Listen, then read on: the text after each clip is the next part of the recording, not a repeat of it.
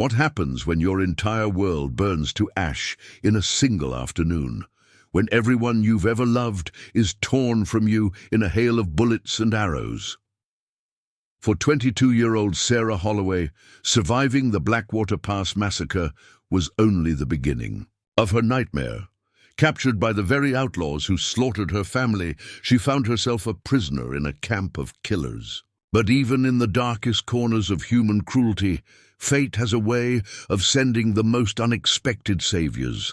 This is the story of a woman who refused to break, a warrior seeking justice, and the bloody path they carved toward freedom.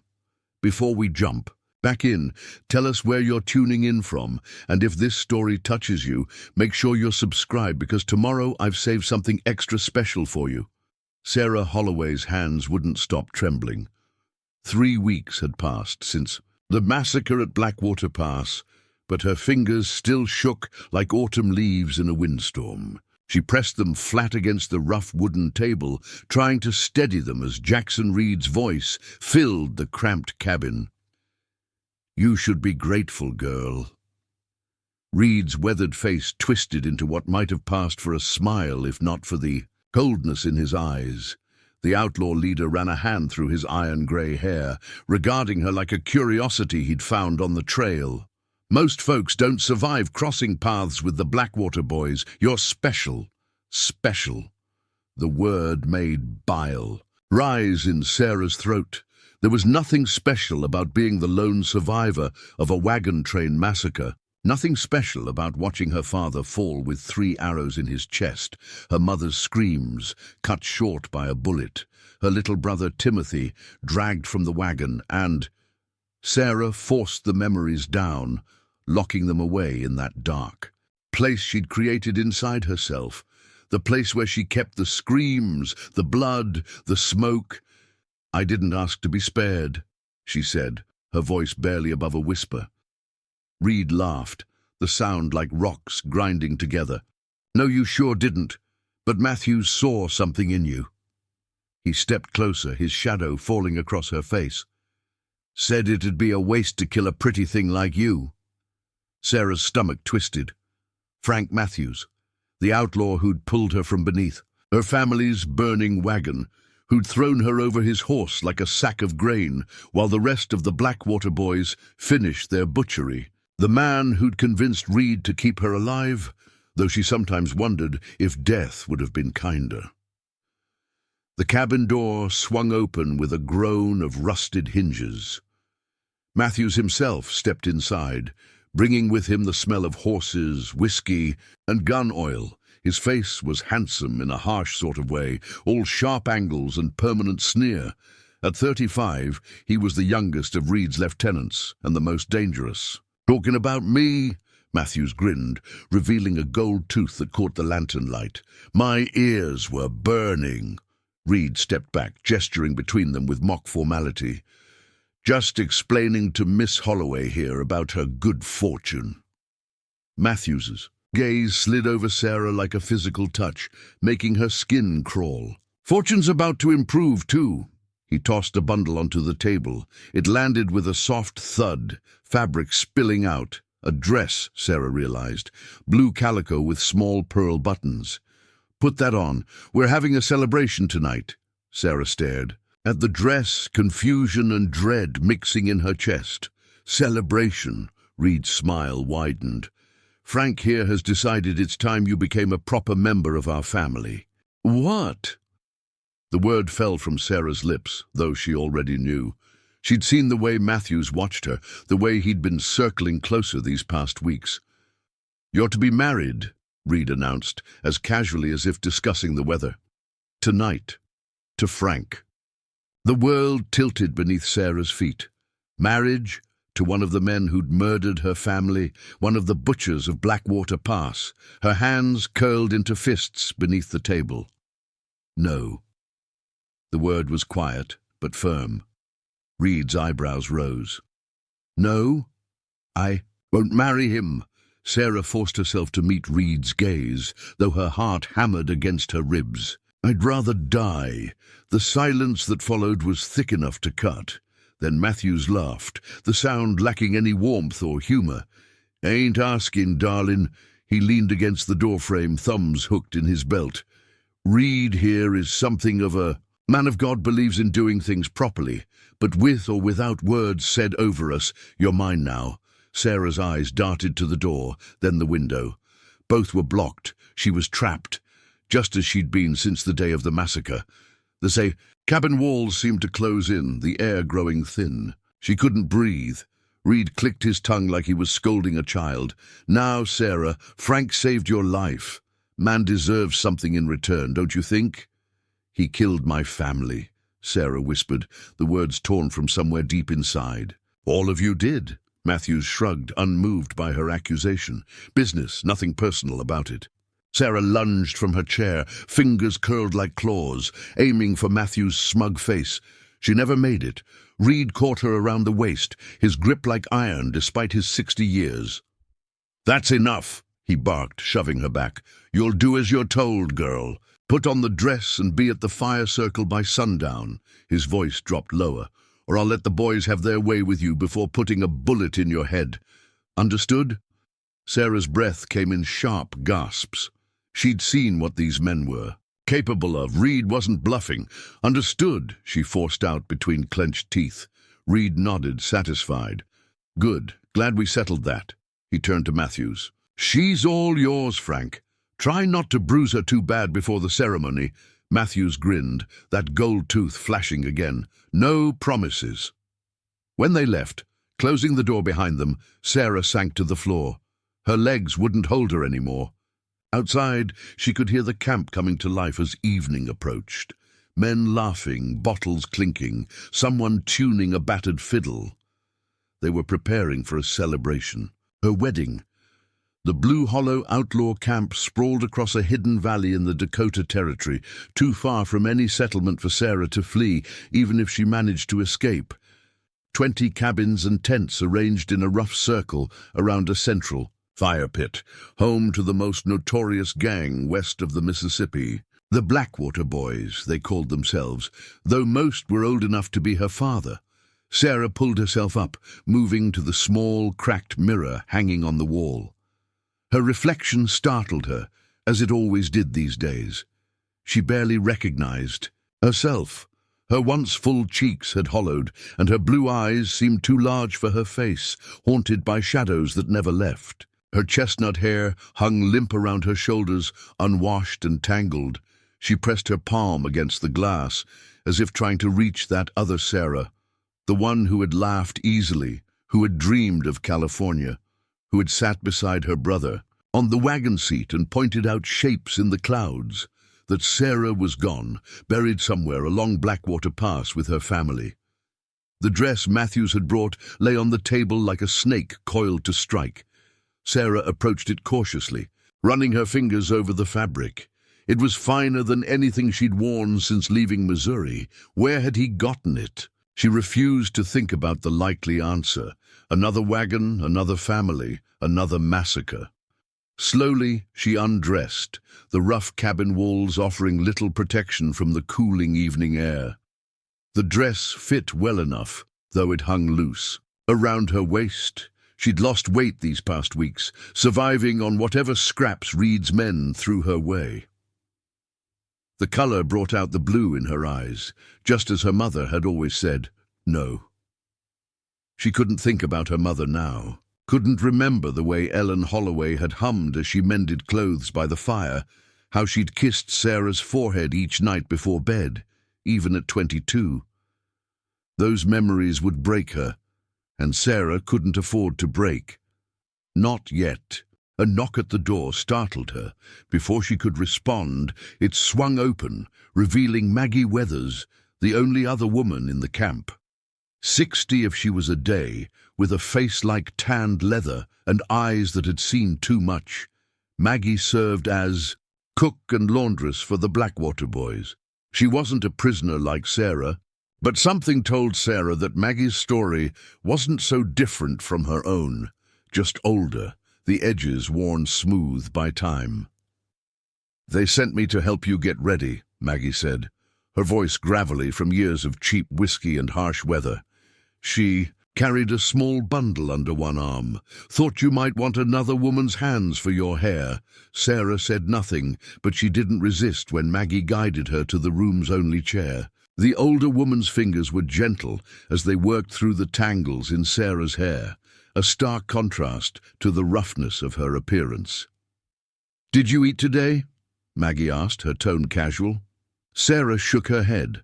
Maggie clicked her tongue, reaching into her bundle to produce a piece of cornbread wrapped in a cloth. "Eat this. Man like Matthews, you'll need your strength." The implied warning hung in the air between them. Sarah took the bread, forcing herself to take small bites, though her stomach clenched around the food. "How long have you been with them?" Sarah asked after a moment, breaking the silence. Maggie's hands paused briefly in her hair. 15 years, since my Albert was killed and my ranch burned." Her voice remained matter-of-fact, but Sarah felt the weight of untold suffering in those few words. "You never tried to leave?" A bitter laugh escaped Maggie's lips. "First few years I tried, got the scars to prove it." She resumed her work, twisting Sarah's hair into a simple but elegant style. After a while, survival becomes its own purpose. "You understand?" Sarah didn't answer. She couldn't imagine 15 years in this hell. She wouldn't last 15 days more without losing what remained of her soul. "There," Maggie said finally, stepping back to admire her work. "You look beautiful." "Child!" Sarah met her eyes in the mirror. "I look like a corpse in a pretty dress." Maggie didn't argue. Instead, she reached into her bundle again and pulled out something small, pressing it into Sarah's palm. "Hide this in your skirts, just in case." Sarah glanced down. A small knife, its blade no longer than her middle finger, but sharp enough to catch the dying light from the window. "Maggie, just in case," the older woman repeated, her eyes hard now. "A woman should always have options." Before Sarah could thank her, the door burst open again. 2 of Reed's men stood in the threshold, rifles in hand. "Time to go," the taller one said. "Everyone's waiting." Sarah slipped the knife into a fold of her skirt, heart pounding. Maggie squeezed her arm once, a silent gesture of solidarity before backing away. The outlaw camp had transformed in the hours Sarah had spent in the cabin. Lanterns hung from posts around the central fire pit, casting golden light over the gathered men. Someone had arranged logs in a rough semicircular for seating, and bottles of whiskey passed freely from hand to hand. In the center, Reed stood with an old leather-bound Bible in his hands, Matthews beside him in a clean shirt and vest. A hush fell over the crowd as Sarah was led forward. She felt their eyes on her. 30 men, all killers and thieves, and fought the urge to run. There was nowhere to run to. Matthews grinned when he saw her, that gold tooth catching the firelight. "Don't you clean up nice?" he drawled, reaching for her hand. Sarah flinched away from his touch, earning herself a warning glare from Reed. The message was clear: behave or else. She allowed Matthews to take her hand, though every instinct screamed at her to pull away. "Brothers," Reed called out, his voice carrying across the camp, "we gather tonight to witness the joining of our own Frank Matthews to Miss Sarah Holloway." A cheer went up from the gathered outlaws, punctuated by crude jokes and laughter. Sarah scanned their faces, recognizing each one from that terrible day at Blackwater Pass. The man with the red beard who'd shot the Ellis family's teenage son, the one-eyed outlaw who'd dragged Mrs. Peterson from her wagon, the twins who'd set fire to the wagons with families still inside. Preparing and narrating this story took us a lot of time, so if you are enjoying it, subscribe to our channel. It means a lot to us. Now back to the story. Monsters, all of them, and she was being given to one as a prize. "Marriage is a sacred bond," Reed continued, thumbing through the Bible with exaggerated care. "A covenant not to be entered into lightly." The hypocrisy of his words made Sarah's Stomach turn. There was nothing sacred about this mockery of a ceremony. Frank Matthews, do you take this woman to be your lawfully wedded wife? Reed asked, his tone suggesting the outcome was a foregone conclusion. Matthews' grip tightened on Sarah's hand. I sure do. Reed turned to Sarah, his cold eyes boring into hers. And do you, Sarah Holloway, take this man to be your lawfully wedded husband? The camp fell silent, all eyes on her. Sarah's throat closed, the word no lodged somewhere between her heart and lips. She felt the small knife pressing against her thigh through the fabric of her dress. A woman should always have options, Maggie had said, but what options did she truly have? If she refused, Reed would make good on his promise. If she tried to fight, she would die, and likely not quickly. The only path forward, the only chance of survival was through this nightmare. She began, but was cut off by a commotion at the edge of the camp. "Riders coming!" someone shouted from the darkness beyond the lantern's glow. 4, maybe 5! Reed snapped the Bible shut, his preacher's demeanor vanishing in an instant. "Nobody's expected," he growled, reaching for the revolver at his hip. "Matthews, Taylor, with me. The rest of you positions." The wedding party dissolved into controlled chaos as the outlaws scrambled for weapons. Matthews released Sarah's hand, shoving her toward Maggie. "Get her back to the cabin," he ordered, "and stay there until I come for you." Sarah allowed herself to be pulled away, her mind racing. Riders at night could mean many things. A rival gang, perhaps, or lawmen who'd somehow tracked the Blackwater boys to their hideout. Either way, it meant chaos, and chaos might be her only chance. As Maggie hurried her back toward the cabin, Sarah glanced over her shoulder. Beyond the circle of lantern light, shadows moved in the trees surrounding the camp. The hair on the back of her neck stood up. Something about those shadows seemed wrong, too fluid, too purposeful to be just men on horseback. A flash of movement caught her eye, a figure darting between trees, low to the ground. Not an outlaw. Someone else. Then she saw him, just for an instant as he passed through a patch of moonlight. A tall silhouette, hair in twin braids, a rifle in his hands. Not a white man. A single thought crystallized in Sarah's mind with perfect clarity. Something was about to happen, something terrible. And in the midst of that terror might lie her only chance for freedom. The first gunshot split the night like thunder, and the blue hollow camp erupted into fire and blood. The night exploded into chaos around Sarah. Gunfire erupted from multiple directions at once, muzzle flashes illuminating the darkness like lightning strikes. Maggie's grip on her arm tightened painfully as they ducked behind a woodpile, the older woman's breath coming in frightened gasps. "Sweet Jesus," Maggie whispered. "This ain't no ordinary raid." Sarah peered around the edge of the woodpile. The outlaws had scattered into defensive positions, firing blindly into the surrounding forest. But their attackers remained invisible, striking from the shadows and vanishing again like ghosts. "They're everywhere!" one of the Blackwater boys shouted before a bullet caught him in the chest, throwing him backward into the fire pit. His screams added to the cacophony as flames consumed his clothing. Reed stood in the center of the camp, barking orders that went mostly unheeded in the confusion. "Form a line, damn you all. Matthews, get the horses. Taylor, check the north ridge." As if in answer to Reed's commands, a blood-curdling war cry split the night. It seemed to come from everywhere and nowhere, sending shivers down Sarah's spine. She'd heard stories of such sounds from travelers heading west. The battle cry of Plains warriors. "Sioux," Maggie breathed, crossing herself. "God help us all." A flaming arrow arced through the night sky, landing with terrible precision on the roof of the nearest cabin.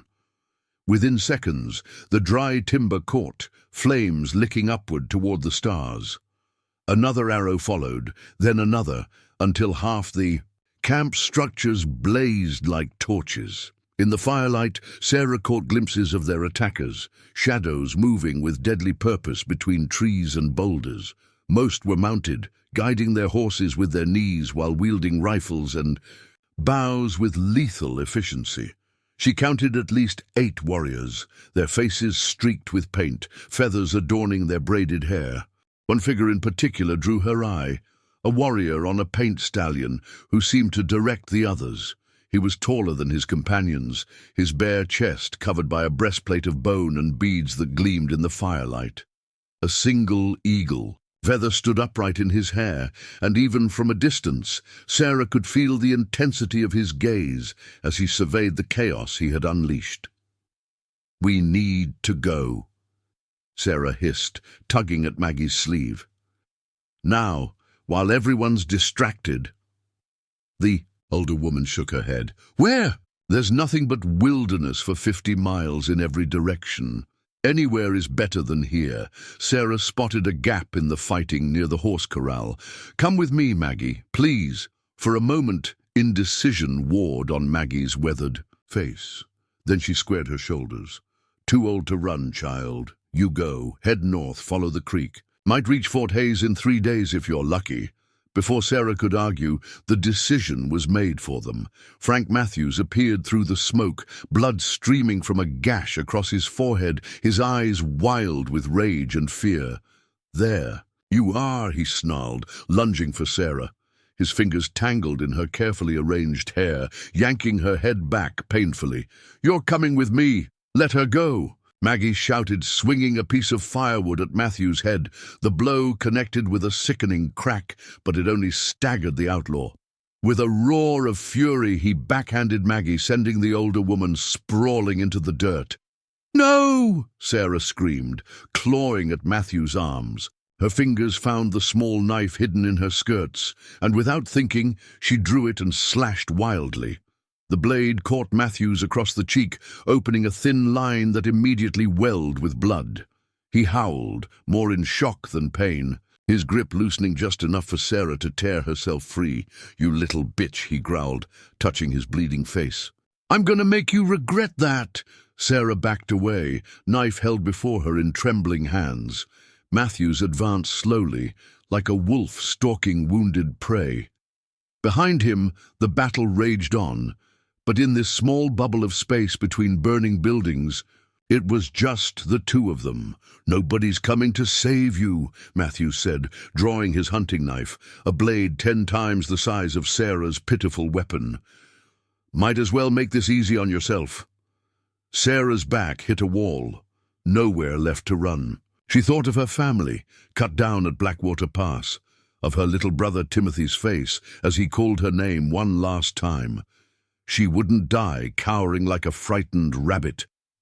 "Come and get me then," she spat, raising her chin in defiance. Matthews, mouth twisted into an ugly smile. "That's more like it. Got some fire after all." He lunged forward. Sarah ducked, slashing upward with her small blade, catching nothing but air as Matthews sidestepped. His fist connected with her jaw, sending her sprawling. Stars exploded behind her eyes as her head struck the hard-packed earth. Through the ringing in her ears, she heard Matthews laughing. "That's enough playing," he said, kneeling beside her, pinning her arms with his knees. The weight of him crushed the breath from her lungs. Time to go. Sarah bucked and twisted, but his strength was overwhelming. The knife had fallen from her grasp, lying just beyond her reach. Matthews raised his own blade, pressing the flat of it against her cheek.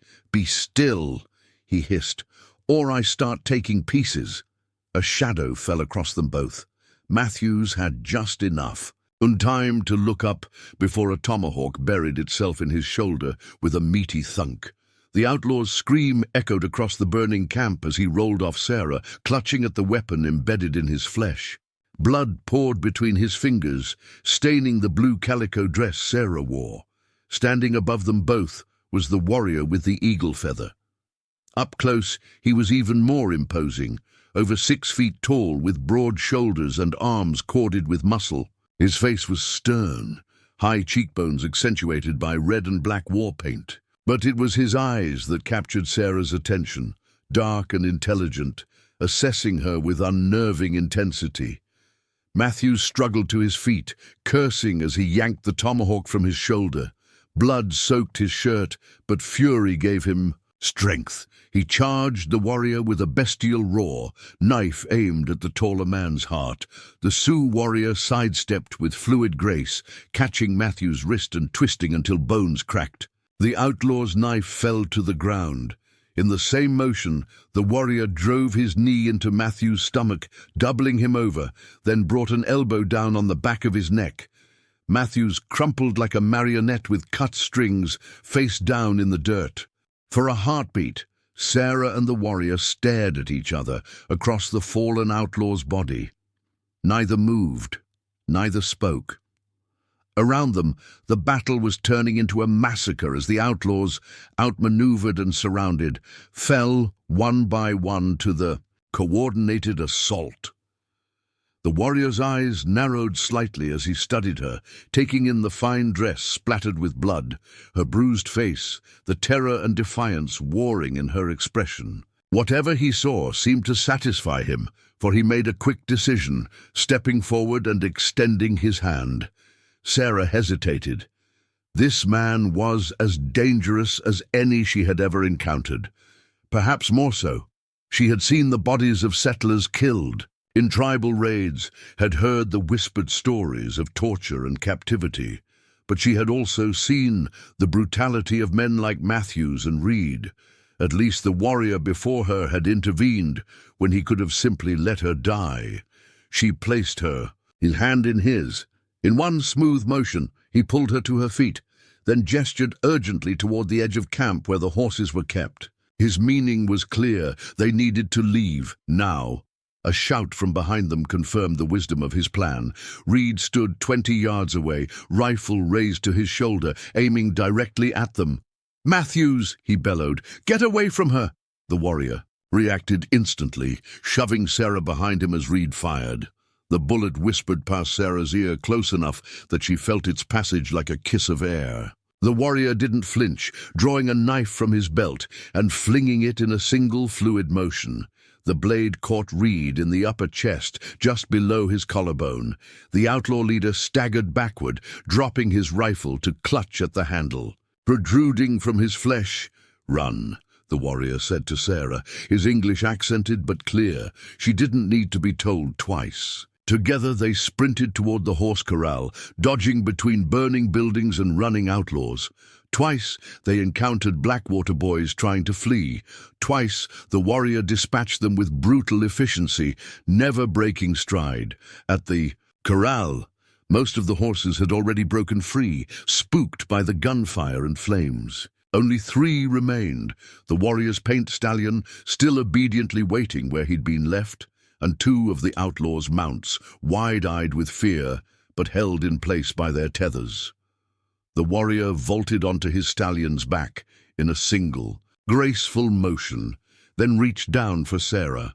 She grasped his forearm, allowing herself to be pulled up behind him. The horse snorted beneath their combined weight, but stood steady. "Hold tight," the warrior instructed, guiding her arms around his waist. Sarah had barely secured her grip before the stallion leapt forward, powerful muscles bunching beneath them as it charged through the burning camp. She pressed her face against the warrior's back, eyes squeezed shut against the heat and smoke. The solid warmth of him was the only stable thing in a world gone mad. They burst from the camp like spirits escaping hell, the stallion's hooves thundering across the open ground. Beyond, behind them, Blue Hollow burned against the night sky, orange flames licking upward as if trying to consume the stars themselves.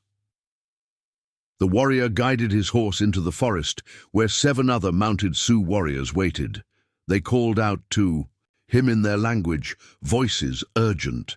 Sarah couldn't understand the words, but their meaning was clear enough. "Hurry, danger follows."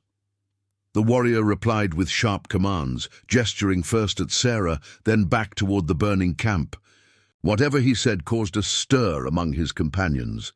One, wearing a headdress of multiple feathers, argued vehemently, pointing at Sarah with obvious disapproval.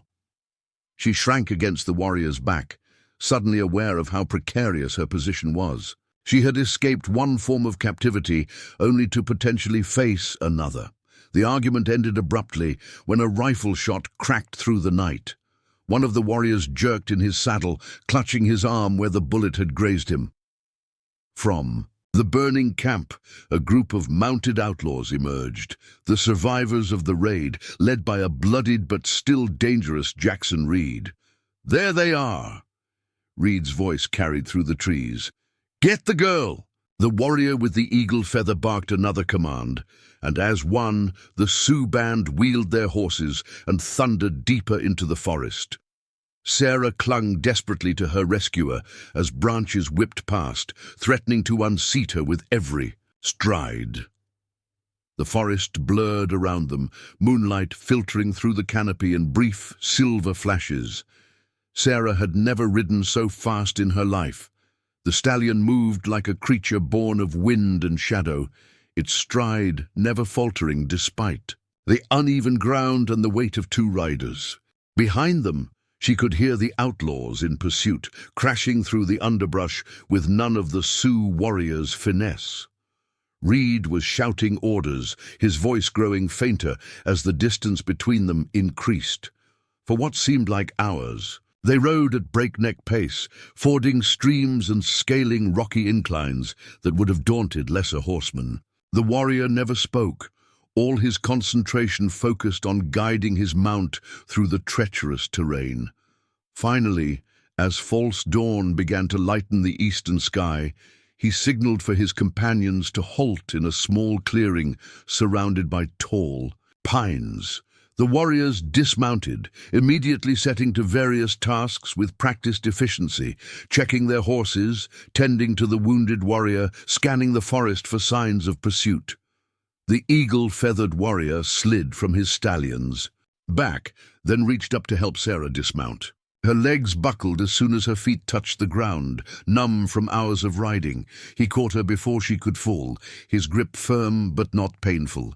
"Thank you," she murmured, her voice rough from smoke and exhaustion. He nodded once, then guided her to a fallen log where she could sit.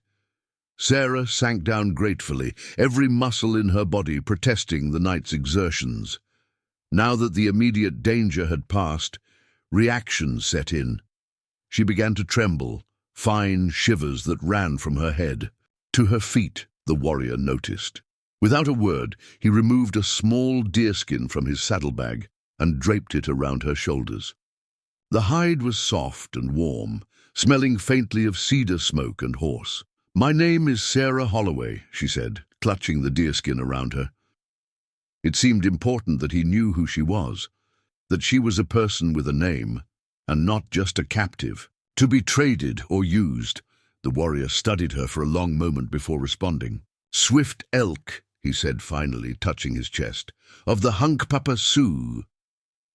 It was the first full sentence he had spoken to her, and Sarah was struck by the deep, resonant quality of his voice, despite his accented English. "Why did you help me?" she asked. Swift Elk's expression remained impassive. "The blue-coat soldiers at Fort Hays say Blackwater boys took white woman prisoner.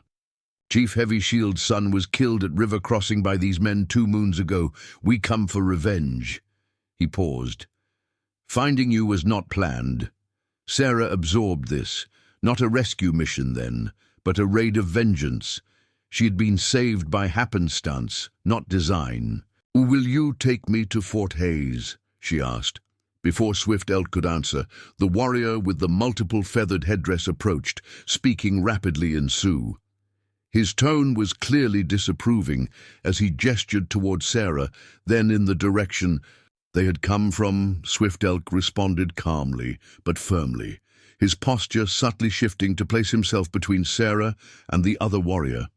The conversation grew heated, other warriors gathering around to listen or occasionally interject.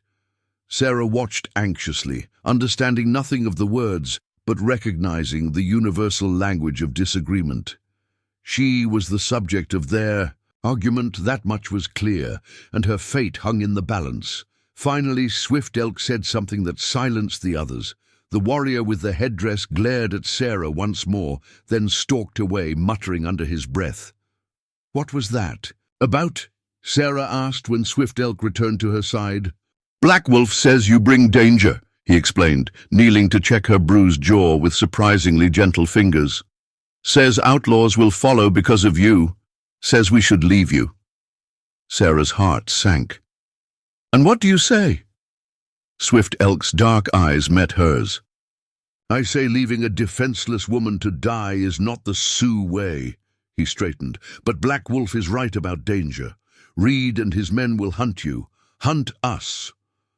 "I'm sorry," Sarah whispered, guilt washing over her. These men had their own mission, their own purpose. Her presence complicated everything. Swift Elk shook his head. "Not your fault. War between your people and mine is an old story. You are," he seemed to search for the right word, "unexpected chapter." From the edge of the clearing, one of the younger warriors called out, pointing to the east. Swift Elk tensed, listening to whatever report was being delivered. "Riders," he told Sarah grimly. "Still following." "Reed," Sarah breathed, fear coursing through her anew. The outlaw leader was not a man to admit defeat easily, especially when his pride was at stake. Swift Elk nodded. "He wants you back." It wasn't a question. Yes. Sarah's fingers found the knife Maggie had given her, still miraculously tucked in her skirts. "But I won't go.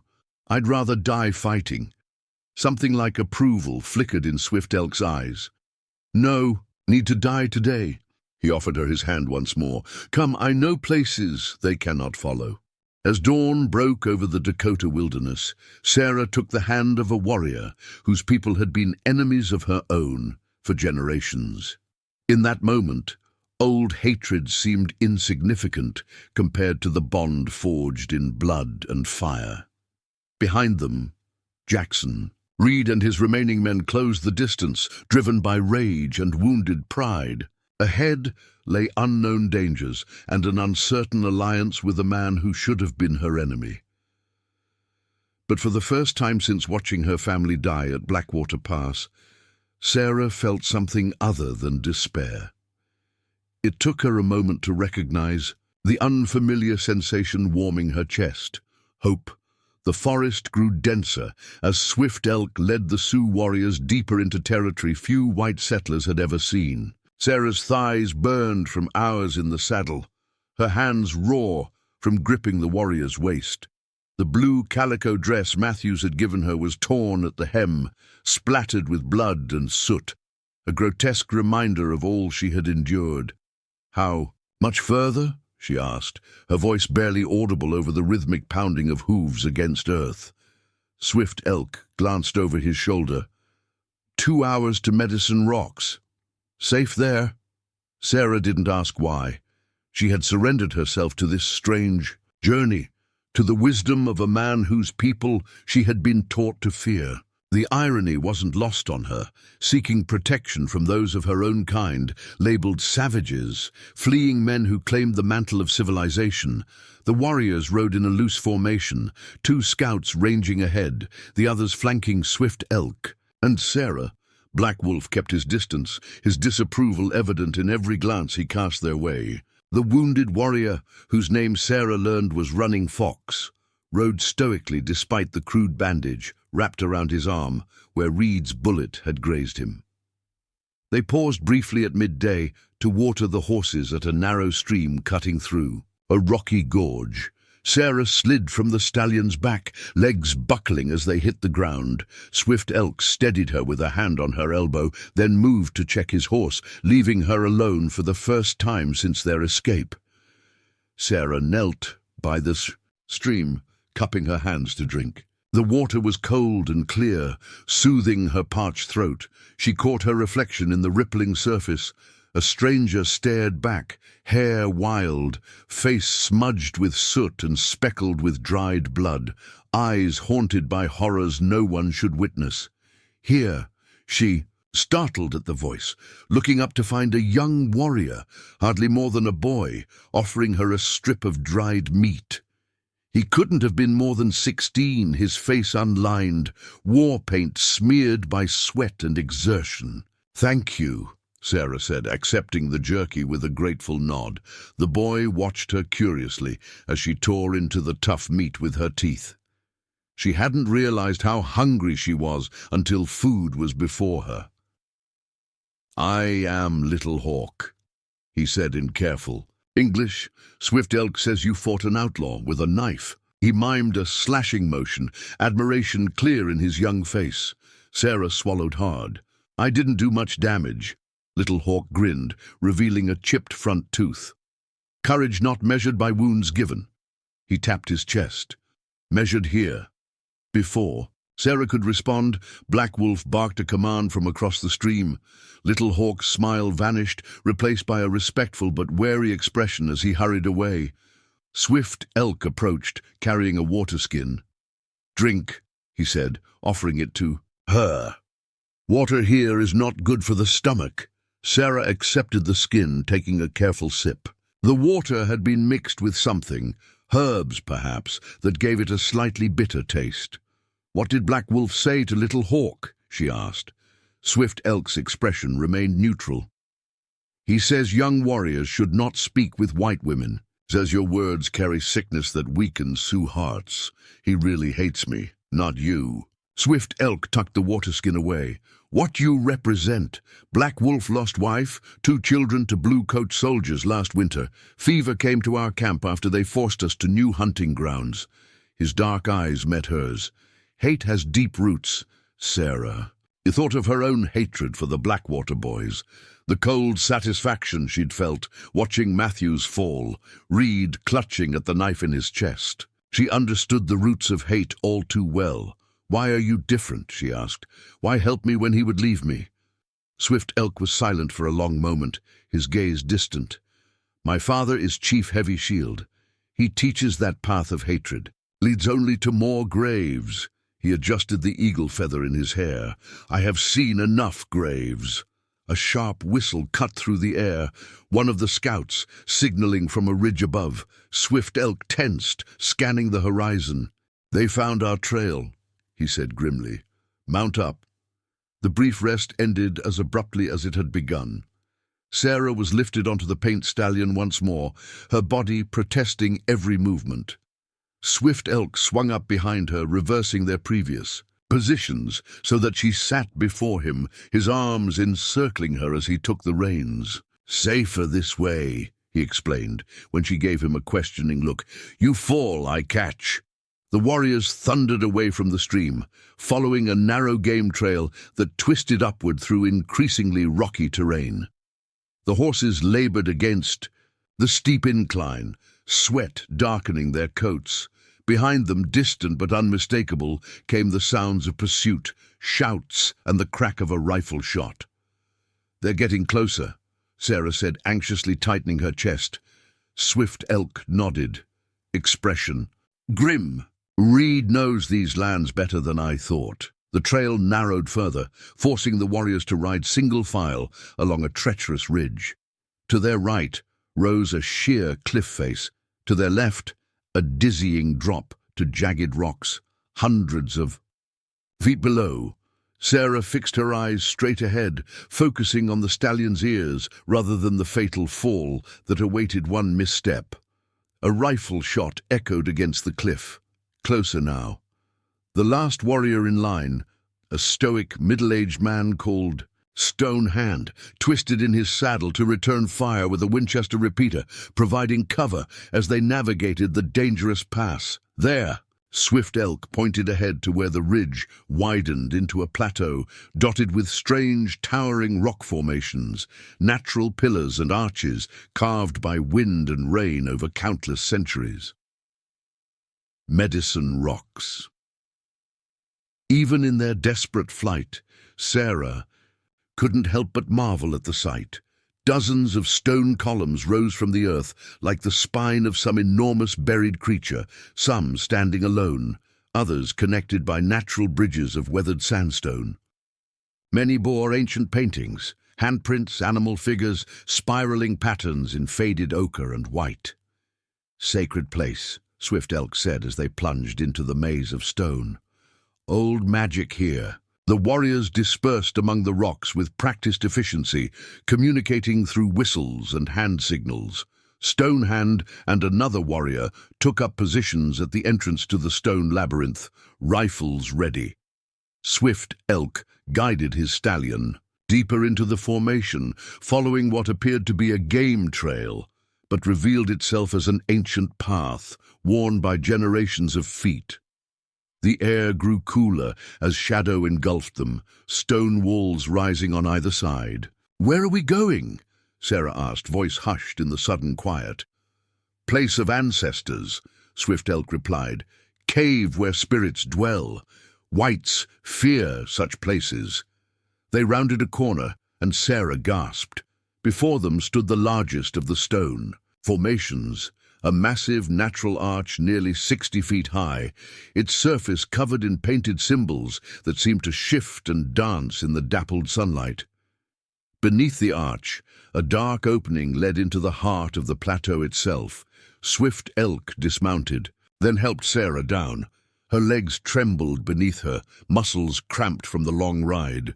He steadied her with a hand at her elbow, then led the stallion to a small pool of water that had collected in a natural basin nearby. "Rest," he instructed, gesturing to a flat rock in the shade of the arch. "I go help others."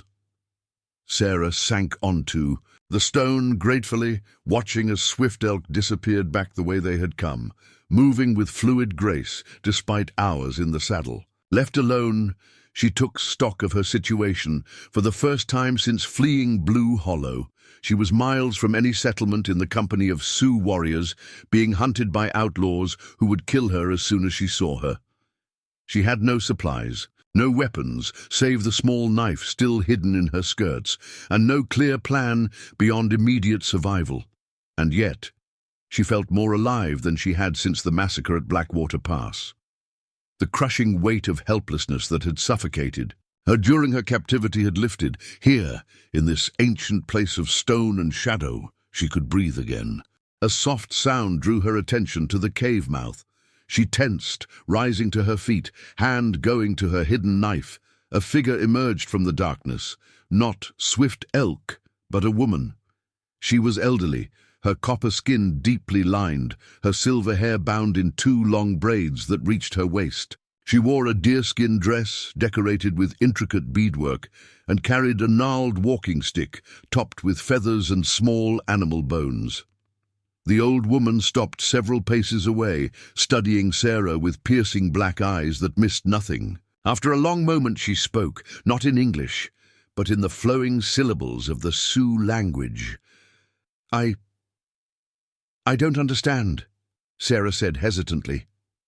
The old woman clicked her tongue impatiently, then switched to heavily accented but comprehensible English. "I say you bring storms to my grandson's path." "Your grandson?" "Swift Elk." The old woman pointed her stick at Sarah. "Son of my daughter, son of Chief Heavy Shield." She thumped the stick against the ground. "I am Singing Bird. This place is my home now." Sarah dipped her head respectfully. "I'm Sarah Holloway. I didn't mean to bring trouble to your grandson." Singing Bird made a sound somewhere between a snort and a laugh. "Trouble finding him without help. Always has. Boy born under a changing moon." She hobbled closer, squinting at Sarah's face. "You have death marks on you." "Death marks?" The old woman traced gnarled fingers across her own face, mirroring the spots where Sarah knew blood had dried on her skin. "Those who die, their blood marks you, claim you." She nodded to herself. "Many deaths follow you." A chill ran down Sarah's spine despite the afternoon heat. Before she could respond, Swift Elk returned, accompanied by Little Hawk. The young warrior's eyes widened at the sight of Singing Bird, and he immediately lowered his gaze respectfully. Swift Elk spoke rapidly to his grandmother in Sioux. The old woman listened, occasionally interjecting with sharp questions. Finally, she turned back to Sarah. "Outlaws come," she announced. 8 men with many guns, very angry."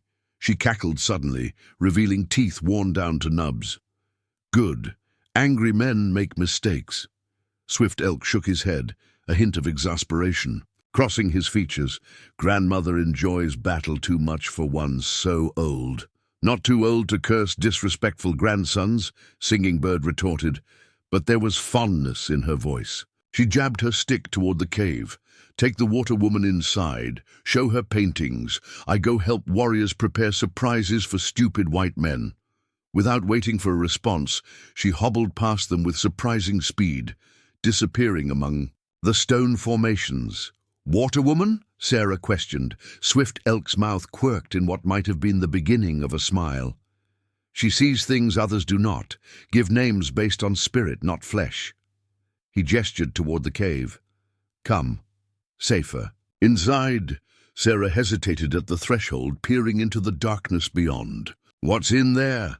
History, Swift Elk replied.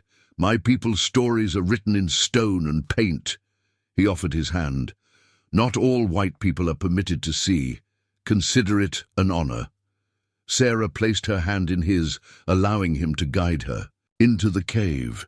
The temperature dropped immediately, cool air washing over her skin like a balm. For several steps they walked in near-total darkness. Then the passage widened into a large chamber dimly lit by narrow shafts of sunlight filtering through cracks in the ceiling. Sarah gasped as her eyes adjusted. The walls of the cavern were covered in paintings, hundreds of them, overlapping in places, telling stories that spanned generations. Handprints in red ochre mingled with depictions of buffalo hunts, battles, and strange supernatural figures with the heads of animals and bodies of men. How old are these? She whispered, afraid to speak normally lest she disturb the ancient. Magic of the place. Oldest ones? Swift Elk ran his fingers reverently over a faded image of what appeared to be a great bear rearing up on its hind legs. Many hundreds of winters. My ancestors sheltered here during great cold times, when snow never melted. He led her deeper into the chamber, pointing out particular images. A circle of warriors dancing around a fire, a line of strange dome-shaped dwellings, a herd of buffalo tumbling over a cliff. Our stories, he explained. How we lived. How we hunted. How we fought. He paused before a more recent painting showing mounted warriors facing men in blue uniforms. How we die. Sarah studied the battle scene, noting the careful detail of the rifles the soldiers carried, the American flag painted above them. History recorded not by the victors, but by those fighting for survival. My people have stories too, she said, softly, but we keep them in books, not on walls. Swift Elk nodded. Books burn. Walls stand. A distant shout echoed from outside, followed by the crack of rifles. Swift Elk tensed, hand going to the knife at his belt. They're here, Sarah said, her brief moment of wonder shattered by the reality of their situation. Stay, Swift Elk commanded, already moving toward the cave entrance. Do not come out until I return. Wait, Sarah caught his arm. I can help. I can shoot. Swift Elk's expression softened slightly. I know, but this fight is not yours. They're hunting me, she insisted. That makes it my fight. A commotion at the cave entrance interrupted them. Black Wolf appeared, supporting a limping stone hand. Blood soaked the older warrior's legging, where a bullet had found its mark. Black Wolf barked something in Sioux, his voice urgent. Swift Elk responded sharply, pointing deeper into the cave. What's happening? Sarah asked, as Swift Elk helped ease Stonehand to the ground. Outlaws split up, he explained grimly. 6 attacks from the front, 2 circles behind trying to trap us in rocks. He tore a strip from his own shirt, binding it tightly around Stonehand's bleeding thigh. Black Wolf says we should leave wounded and run. Sarah knelt beside the injured warrior, examining the wound. The bullet had passed clean through the fleshy part of his thigh, missing the bone and major blood vessels. Painful, but not immediately life-threatening if the bleeding could be controlled. We can't just leave him, she said, pressing her hands. over the makeshift bandage to stem the flow of blood. Swift Elk's eyes met hers, something like approval flickering in their depths. "No, we cannot." Outside, the gunfire intensified. Little Hawk skidded into the cave, breathing hard, a shallow cut bleeding across his forehead where a bullet had grazed him. "Reed comes," he reported between gasps. "Very angry. Says he will burn us out." Sarah felt her blood run cold. "The paintings, not just paintings," Swift Elk said, rising to his feet. "My grandmother, running fox, all who cannot fight." He turned to Black Wolf, the two men exchanging rapid words in their native tongue. Though Sarah couldn't understand the language, the meaning was clear from their gestures. They were formulating a plan, disagreeing, compromising. Finally, Swift Elk turned back to her. "I need your help. Anything. You know these men," he said. "Know how they think, how they fight." Sarah nodded. She had spent weeks watching the Blackwater boys, learning their routines, their weaknesses, their brutal methods. "Reed is a proud man," Swift Elk continued. "Thinks with heart, not head when angry." "Yes?" "Yes," Sarah confirmed. "He can't stand to lose, especially not to people he considers beneath him." A grim smile touched Swift Elk's lips. "Good. Then we use his pride against him." He turned to Little Hawk. "Bring my grandmother's medicine bag." The young warrior darted deeper into the cave, returning moments later with a leather pouch decorated with colorful beadwork. Swift Elk emptied its contents onto the stone floor, bundles of dried herbs, small bone implements, and various pouches. Of pigment, he selected a red ochre stick and a small clay pot containing a black substance that smelled strongly of burned pine. "Come," he said to Sarah. "We make you into bait." "Bait?" she repeated, startled. "Reed hunts you," Swift Elk explained, uncorking a water skin. "So we let him find you." Understanding dawned as Swift Elk mixed the black pigment with water. This wasn't a plan to abandon her, but to use Reed's obsession to their advantage. Little Hawk distributed ammunition to Black Wolf and the other warriors who had taken shelter in the cave. Outside, the gunfire had decreased to occasional shots, conserving bullets, Sarah realized. The outlaws were settling in for a siege. Swift Elk dipped his fingers into the black paste. "May I?" he asked, holding his hand near her face. Sarah nodded, closing her eyes as his fingers traced cool lines across her cheekbones, down her chin. The mixture smelled of ash and pine sap, earthy and primal. "What is this for?" she asked as he worked. "War paint," he replied, switching to the red ochre, drawing sharp lines across her forehead. "Protects spirit, frightens enemies." His fingers lingered briefly at her temple. "Makes you look like a Sioux woman." Sarah opened her eyes to find Swift Elk studying her with an expression she couldn't quite read. For a moment something passed between them, a recognition, perhaps, of the strangeness of their alliance, of the forces that had brought them together. Across the divide of their peoples, the moment broke as Singing Bird hobbled into the main chamber, her wizened face creased with concern. She spoke rapidly to Swift Elk, gesturing toward the rear of the cave.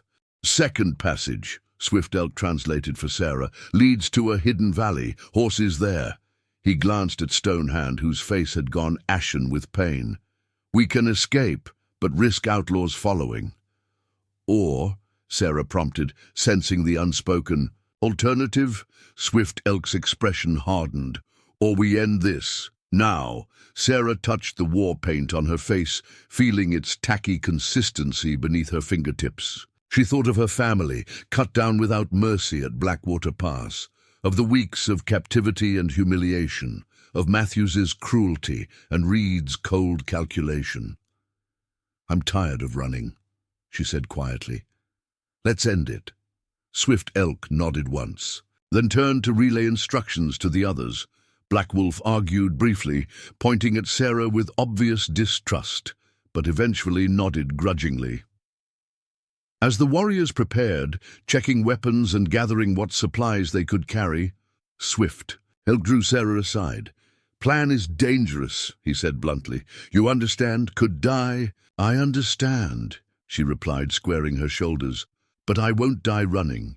Swift Elk studied her for a long moment, then reached for his belt, removing a sheathed knife. Not the small blade he had thrown at Reed, but a larger one with a bone, handle carved in the shape of a wolf's head. "Take this," he said, pressing it into her hands. "Better than a little knife in a dress." Sarah gripped the weapon, testing its weight and balance. The blade was wicked sharp, gleaming in the dim cave light. "I'm not very good with it," she admitted. "I missed when I tried to cut Matthews." Swift Elk's hand covered hers, adjusting her. "Grip on the knife. Like this," he demonstrated. "Don't swing. Strike straight, pull back, let the blade do work." His proximity sent an unexpected warmth through Sarah's body, a sharp reminder that beneath the fear and danger, she was still alive, still human, still capable of feeling something beyond terror and grief. A final shout from outside jerked them back to reality. Reed's voice, close enough now that his words carried clearly to the cave entrance. "We know you're in there, Sarah. Come out now, and maybe I'll let your red friends live." Swift Elk's eyes met hers, dark and determined. "Ready?" Sarah gripped the knife tightly, thinking of her father's last smile as he helped her into the wagon. That fateful day, of her mother's songs around the campfire, of Timothy's laughter as he chased fireflies in the gathering dusk. "Ready," she said, and meant it. Together they moved toward the cave entrance and whatever fate awaited them in the blood-red light of the setting sun. Dusk painted the medicine rocks in shades of amber and gold as Sarah crouched behind a massive boulder, Swift Elk's knife clutched in her sweating palm. The war paint felt strange on her face, drying to a tight mask that cracked when she frowned. Her heart thundered against her ribs, each beat a reminder that she was alive, that despite everything, death had not yet claimed her. "Remember," Swift Elk murmured beside her, his breath warm against her ear, "you appear only when I signal, not before." She nodded, the plan clear in her mind. Swift Elk would lead 3 warriors in a frontal assault, drawing Reed's attention. Meanwhile, Black Wolf and Little Hawk would circle behind the outlaws, cutting off their retreat. Sarah would remain hidden until the critical moment, her appearance designed to distract Reed long enough for Swift Elk to strike. "What if something goes wrong?" she whispered. Swift Elk's expression remained impassive, but his eyes softened slightly. "Then we improvise." He touched the eagle feather in his hair, a gesture Sarah had come to recognize as a habit when he was contemplating something important. Courage is knowing fear and acting anyway. With that, he was gone, slipping away like smoke between the towering rock formations. Sarah watched him go, then settled in to wait, counting her breaths to keep panic at bay. The minutes stretched like hours. From her position, she could see little of what transpired beyond her shelter, though she heard everything, the occasional shout, a rifle shot echoing against stone, the shuffling of boots on gravel. Reed's voice carried clearly, issuing orders. To his men, his tone growing increasingly frustrated as the cat-and-mouse game continued. "Spread out!" the outlaw leader barked. "Davis, check those rocks to the north. Williams, cover him!" Sarah tensed at the mention of Davis, one of Reed's most loyal men, a barrel-chested former prizefighter with hands like sledgehammers. She had seen him break a man's jaw with a single punch during her captivity and had witnessed the pleasure he took in others' pain. If anyone rivaled Matthews in cruelty, it was Davis. The light faded further, shadows lengthening across the ancient landscape. In the dimness, Sarah could just make out the entrance to the cave where Stone Hand remained with Singing Bird and Running Fox. From this angle, it appeared as nothing, more than a darker patch among the rocks. Easy to miss if you didn't know what to look for. A sudden commotion broke the tense silence. shouts, and the rapid crack of gunfire from the northern edge of the rock formation. Swift Elk had made his move. Sarah gripped the knife tighter, preparing for her part in the plan. "It's a diversion," Reed shouted. "They're trying to draw us away from the cave." More gunfire, then a scream of pain, one of the outlaws caught by a Sioux arrow or bullet. Sarah counted the shots, knowing each man's ammunition must be running low after the day's pursuit. Movement to her right, a flash of color against stone. She froze, pressing herself flat against the boulder as footsteps approached. Heavy breathing, the metallic click of a revolver being cocked. "Come out, wherever you are," sang a familiar voice that sent ice through Sarah's veins. Frank Matthews, somehow alive despite the tomahawk wound to his shoulder. He must have caught up with Reed during the pursuit, his hatred for Sarah driving him forward despite his injury. She held her breath as he passed within feet of her hiding place, the scent of blood and sweat wafting on the evening air. His left arm hung uselessly at his side, the sleeve of his shirt dark with dried blood. In his right hand he clutched a revolver, finger twitching against the trigger. Matthews paused, cocking his head like a predator scenting prey. Sarah didn't move, didn't breathe, every muscle tense with the effort of absolute stillness. "I know you're here somewhere, little bride," Matthews called, his voice carrying a sing-song quality that was more terrifying than his usual growl. "Reed may want you alive, but I'll settle for your corpse. Either way, you're coming back with us." The signal came then, a bird call, too perfect to be natural, echoing between the stone pillars. Swift Elk's command to act. Sarah remained frozen, torn between the plan and the imminent danger of Matthews just steps away. Another bird call, more urgent this time. Decision made, she shifted position, deliberately scraping her boot against stone. Matthews whirled toward the sound, firearm raised. "There you are," he breathed, a terrible smile spreading across his face as he spotted her. "Looking mighty peculiar with that paint, but I'd know those eyes anywhere." Sarah stood slowly, Swift Elk's knife partially concealed in the folds of her tattered dress. She forced herself to meet Matthew's gaze, summoning all the hatred and rage she had suppressed during her captivity. "You should have died at Blue Hollow," she said, her voice steady despite the fear coursing through her. Matthews laughed, the sound brittle and cold in the gathering darkness. "Takes more than a savage's hatchet to kill me," he gestured with the revolver. "Now be a good girl and walk ahead of me back to Reed. Try anything, and I put a bullet in your leg. Won't kill you, but you won't enjoy the ride back." Sarah took a deliberate step forward, then another, calculating the distance between them. Swift Elk had shown her how to throw the knife, a skill she'd had no time to practice but might be her only chance. As she neared Matthews, his smile widened, revealing teeth stained with tobacco. "That's it. Knew you'd see reason eventually." 5 feet away. 4. Close enough to smell the sickness emanating from his infected wound. Matthews reached for her with his injured arm, involuntarily grimacing as the movement sent pain through his shoulder. That moment of distraction was all she needed. Sarah drew the knife and lunged, driving the blade toward Matthew's chest, just as Swift Elk had taught her, a straight thrust, letting the weapon do the work. Matthews was faster than she anticipated.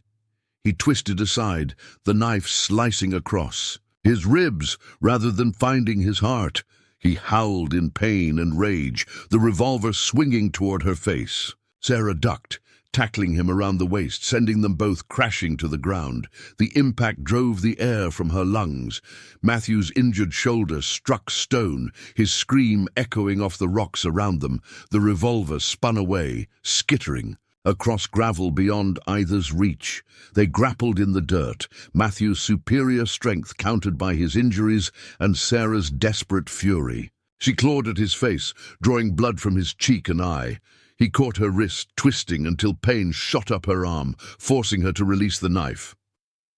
"Should have known you'd fight dirty," Matthews snarled, flipping her onto her back, his weight pinning her to the ground.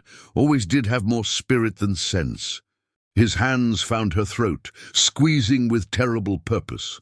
Sarah bucked beneath him, black spots dancing at the edges of her vision as her airway closed. She scratched at his arms, his face finding no purchase. The world began to narrow. Darkness, creeping in from all sides. With her last coherent thought, Sarah's fingers scrabbled in the dirt beside her, searching for anything she could use as a weapon. They closed around a jagged stone the size of an apple. Using the last of her strength, she swung it upward, connecting with Matthew's temple with a sickening crack. His grip on her throat slackened instantly. For a heartbeat, their eyes met, his wife with shock, hers burning with the will to survive. Then he toppled sideways, blood streaming from the wound in his head, eyes still open but seeing nothing. Sarah rolled away, coughing and gasping as air rushed back into her lungs. She crawled to where Swift Elk's knife had fallen, clutching it like a lifeline as she struggled to her feet. Matthews lay motionless on the ground, the rise and fall of his chest shallow but present, unconscious, not dead. She stood over him, knife poised, the opportunity for vengeance laid bare before her. One slash across his throat, that's all it would take to end the man who had intended to make her his unwilling bride, who had been complicit in her family's murder. Her hand trembled, memories washing over her in a crimson tide. Timothy's face as they dragged him from the wagon, her mother's silent scream, her father falling beneath a hail of arrows. Justice demanded blood, yet something held her back, not mercy, but the understanding that killing a defenseless man, even one as deserving as Matthews, would change her in ways she wasn't prepared to face. The knife lowered slowly to her side. Vengeance could wait. Survival came first. A rifle shot cracked nearby, followed by shouts and the sounds of struggle. The main battle was still underway. Sarah backed away from Matthew's unconscious form, orienting herself toward the prearranged meeting point where Swift Elk would look for her if the plan went awry. Twilight had deepened to true darkness, the stone formations looming like sentinels against the star-strewn sky. Sarah moved cautiously, using the shadows for cover, Swift Elk's knife ready in her hand. The fighting seemed to have moved to the western edge of the Medicine Rocks, near a narrow passage that led back to the plains beyond. She rounded a massive boulder and came face to face with Reed himself. The outlaw leader's hat was gone, a bloody gash marking his forehead where a bullet or arrow had grazed him. His rifle was empty, the chamber open as he fumbled to reload. With fingers slick with blood, they froze, staring at each other in mutual shock. Reed recovered first, a slow smile spreading across his weathered face as he recognized her despite the war paint. "Well, well," he drawled, abandoning the rifle to draw a wicked hunting knife from his belt. "Looks like you've gone native, Sarah." "Can't say the paint suits you." Sarah raised Swift Elk's knife, circling sideways to keep distance between them. Unlike Matthews, Reed was neither injured nor underestimating her. His eyes tracked her movements with calculating precision. "Your men are dying," she said, hoping to distract him. "Matthews is down. It's over, Reed." The outlaw leader chuckled, the sound devoid of humor. "Nothing's over till I say it is." He gestured at her with his knife. "Didn't take you for a fighter? Thought you were just another pretty face with more tears than spine? You never bothered to look closer. My mistake." Reed's knuckles whitened around the knife handle. "Won't happen again." He lunged forward with surprising speed for a man his age. Sarah sidestepped, slashing with her own blade, catching only air as Reed pivoted smoothly. He was toying with her, she realized, a cat playing with its mouse before the kill. "The savage taught you some tricks," Reed observed, circling her like a wolf. "But you're still just a girl way out of her depth." Sarah didn't waste breath on a reply. She needed to focus, to remember Swift Elk's lessons. Don't swing, strike straight, let the blade do the work. Reed came at her again, feinting left before striking right. The tip of his knife sliced through her sleeve, drawing a thin line of blood along her forearm. Sarah hissed in pain but didn't retreat, countering with a thrust of her own that forced Reed to jump backward. "Got some spirit after all," he acknowledged, a new wariness in his eyes. "Good. Makes it more interesting." Their deadly dance continued, each probing for weakness, neither finding an opening. Sarah felt her strength waning. Too many hours without proper food or rest, too much fear and adrenaline burning through her reserves. Reed seemed tireless, his movements economical and practiced. A misstep on uneven ground nearly cost Sarah everything. Her ankle turned, sending her stumbling backward against a stone pillar. Reed pounced, knife raised for a killing blow. Sarah threw herself sideways, the blade striking sparks as it scraped against rock where her head had been a moment before. Off balance, Reed stumbled forward. Sarah swept her leg out, catching his ankle and sending him crashing to the ground. His knife skittered away into darkness. She leapt on him, her own blade pressing against his throat. Reed went still, eyes locked on hers, his breath coming in short gasps. "Go on, then," he challenged. "Finish it, if you've got the stomach for it." Sarah's hand trembled, the edge of the blade dimpling the skin of Reed's throat. A drop of blood welled up black in the moonlight. Just a little more pressure. "That's all it would take. Your father would be proud," Reed said, his voice suddenly soft, knowing. "Thomas Holloway was a killer too. Did you know that? Before he got religion and decided to play at being a farmer, the name hit Sarah like a physical blow." "You knew my father?" Reed's smile was a terrible thing to behold. "Rode with him back in '58, before you were born. He could slit a man's throat in his sleep and still say grace over breakfast. You're lying." Sarah pressed the knife harder, drawing more blood. "Ask yourself why the Sioux targeted your wagon train specifically," Reed continued, seemingly unconcerned. "With the blade at his throat. Your pa had history with them, bad blood. They weren't after the others, they were after him. The rest was just collateral." Doubt crept in, poisonous and cold. Could it be true? Her father, the gentleman who had taught her to read by lamplight, who had never raised his voice even in anger, could he have been like these men once?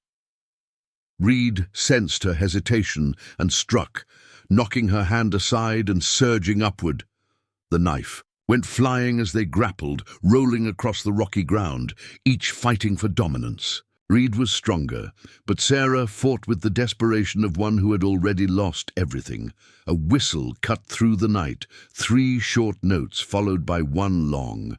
The Sioux signaled to retreat. Something had gone wrong with the plan. Reed heard it too, his head turning instinctively toward the sound. That momentary distraction was all Sarah needed. She grabbed a handful of dirt and flung it into his eyes, temporarily blinding him. As he cursed and clawed at his face, she scrambled away, searching frantically for the knife. A hand closed around her ankle, dragging her backward. Reed loomed over her, face contorted with rage, eyes red and streaming from the dirt. "Enough games," he snarled, fist raised to strike. An arrow whistled through the darkness, burying itself in Reed's side. He jerked backward with a hoarse cry, clutching at the shaft protruding from between his ribs. Swift Elk materialized from the shadows, another arrow already knocked in his bow. His face was grim, a fresh cut bleeding along his jawline. "Step away." "From her," he commanded, bowstring drawn taut.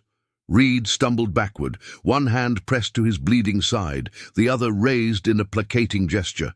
"Now hold on, Chief. No need for more bloodshed." His eyes darted between Swift Elk and Sarah. "We can make a deal here. I've got gold, plenty of it. Enough to make you a rich man among your people." Swift Elk's expression didn't change. "Gold cannot bring back the people you killed. Wasn't personal," Reed insisted, his voice strained with pain. "Just business. You understand business, don't you?" Sarah retrieved Swift Elk's knife from where it had fallen, her gaze never leaving Reed. "He doesn't deal with murderers." Reed's facade of reasonableness slipped, revealing the cold killer beneath. Says the girl who just tried to cut my throat. We're all killers here, sweetheart. Some of us are just honest about it. Swift Elk lost. His arrow, it struck the ground between Reed's feet. A warning, not a miss. Next one goes through your heart, he promised. Unless you leave. Now. Reed's face contorted with fury and frustration. This isn't over, he spat, backing away toward the narrow pass that led from the medicine rocks. I've still got men out there. We'll regroup and then— Your men are dead or fled, Swift Elk interrupted. You are alone. Something flickered. In Reed's eyes, doubt, perhaps, or the first real stirrings of fear. Without another word, he turned and disappeared into the darkness beyond the rock formations. Sarah exhaled shakily, the knife dropping from suddenly nerveless fingers. The adrenaline that had sustained her ebbed away, leaving her light-headed and trembling. Are you hurt? Swift Elk asked, moving to her side. Just a cut, she managed, gesturing to her forearm where Reed's knife had sliced her. Nothing serious. Swift Elk examined the wound with gentle fingers before tearing a strip from his own shirt to bind it. The tenderness of the gesture brought unexpected tears to Sarah's eyes. How long had it been since someone had shown her such care? The others? She asked, blinking back the moisture. Stonehand? Singing Bird? Safe, Swift Elk assured her, securing the makeshift bandage. We lead the outlaws away from the cave. Black Wolf and Running Fox pursue the last two who fled west. He studied her face in the moonlight. Matthews. Alive, Sarah replied. Unconscious by the North Rocks. Swift Elk nodded, helping her to her feet. We will deal with him later. He retrieved his knife, wiping it clean before returning it to its sheath. Come, night grows cold. Together they made their way back toward the cave, navigating the maze of stone by starlight. Sarah's mind whirled with all that had transpired. Her confrontation with Matthews, Reed's startling claims about her father, the realization that for now, at least, they were safe. At the cave entrance, Little Hawk waited, rifle in hand. His young face split into a wide grin at the sight of them, relief evident in every line of his body. You live, he exclaimed, clasping Swift Elk's forearm in greeting before turning to Sarah with undisguised admiration. Black Wolf said white. Women would run or die. I say he was wrong. Swift Elk replied in Sioux, his tone carrying a note of pride that transcended language barriers. Little Hawk nodded, then disappeared inside to deliver news of their return. Sarah paused at the threshold, suddenly overwhelmed by exhaustion. The events of the past day, the escape from Blue Hollow, the desperate ride to Medicine Rocks, the confrontations with Matthews and Reed crashed over her like a wave, threatening to pull her under. Swift Elk caught her as her knees buckled, his arms strong around her waist. Rest now, he said softly. Battle is over. Is it? Sarah whispered, remembering Reed's parting words. This isn't over. Swift Elk seemed to read her thoughts. Reed is wounded, alone. His men scattered or died. He cannot hurt you tonight. And tomorrow? Tomorrow is another day, he replied simply. Tonight we have wounds. Regain strength. He guided her into the cave, where the soft glow of a small fire cast dancing shadows on ancient walls. Tonight, we remember we are alive. Inside, Singing Bird had prepared a simple meal, strips of dried meat, wild roots roasted in the fire's embers, and a tea that smelled of sage and cedar. Stonehand reclined against a bear pelt, his wounded leg stretched before him, face drawn with pain, but eyes alert. Running Fox had returned, his rifle leaning against the wall beside him, expression grim as he reported something in low tones to Black Wolf. Black Wolf looked up as they entered, his perpetual scowl deepening at the sight of Sarah. He said something, sharp in Sioux, gesturing at her with obvious disapproval. Swift Elk responded firmly, his stance protective as he guided Sarah to a place by the fire. The tension in the air was palpable, yet different from before, charged not with the immediate threat of violence, but with the uncertain currents of disparate worlds colliding. As Sarah sank gratefully onto a woven mat near the flames, singing, Bird approached, pressing a wooden cup of hot tea into her hands. The old woman studied her face, weathered fingers tracing the now smudged war paint with something like satisfaction. Water woman becomes warrior woman, she announced, her accent thick but her meaning clear. Good change, strong change. Sarah accepted the tea with murmured thanks, too exhausted to question the old woman's cryptic words. The warmth of the fire, the relative safety of the cave, and the presence of swift elk nearby combined to create a pocket of calm amid the chaos that had become her life. As the others settled around the fire, speaking quietly in their native tongue, Sarah found herself studying Swift Elk's profile in the flickering light. The stern lines of his face, the small scar that bisected his left eyebrow, the way his hands moved with deliberate grace as he spoke, all had become familiar to her in the space of a single day. He glanced her way, catching her gaze. For a moment, neither looked away, something unspoken passing between them, an acknowledgement perhaps of the strange bond forged in blood and danger. At that moment, surrounded by people who should have been her enemies, Sarah realized she felt safer than she had since the day her family was taken from her at Blackwater Pass. The irony wasn't lost on her, finding sanctuary among those she had been taught to fear, while those of her own kind had brought nothing but suffering. He survived, and now rides with Crow. Swift Elk's tone held a note of suspicion. Interesting coincidence. Sarah remembered Major Daniel Ellis, his easy smile, the way he'd entertained the children with stories around the campfire, how he'd always seemed to know exactly which route to take through difficult terrain. He'd been hired in St. Louis to guide their party safely to California, his experience in the Western Territories supposedly unmatched. Maybe he escaped like I did, Sarah suggested. Found allies among the Crow. Swift Elk made a non-committal sound, clearly reserving judgment. We will meet them, hear what they have to say. He turned to Running Fox, issuing instructions in Sioux. The older warrior nodded and disappeared among the rocks, presumably to inform the others. Little Hawk remained at his post, rifle ready should the visitors prove less peaceful than their, Flag suggested. Stay close to me, Swift Elk told Sarah as they descended to the natural amphitheater at the foot of Medicine Rocks. Let me speak first, she nodded, tension building in her chest as they waited. Singing Bird joined them, her wizened face solemn as she leaned on her walking stick. Stone Hand followed more slowly, limping but determined, refusing Running Fox's offered support. The approaching party became visible at the entrance to the stone formation.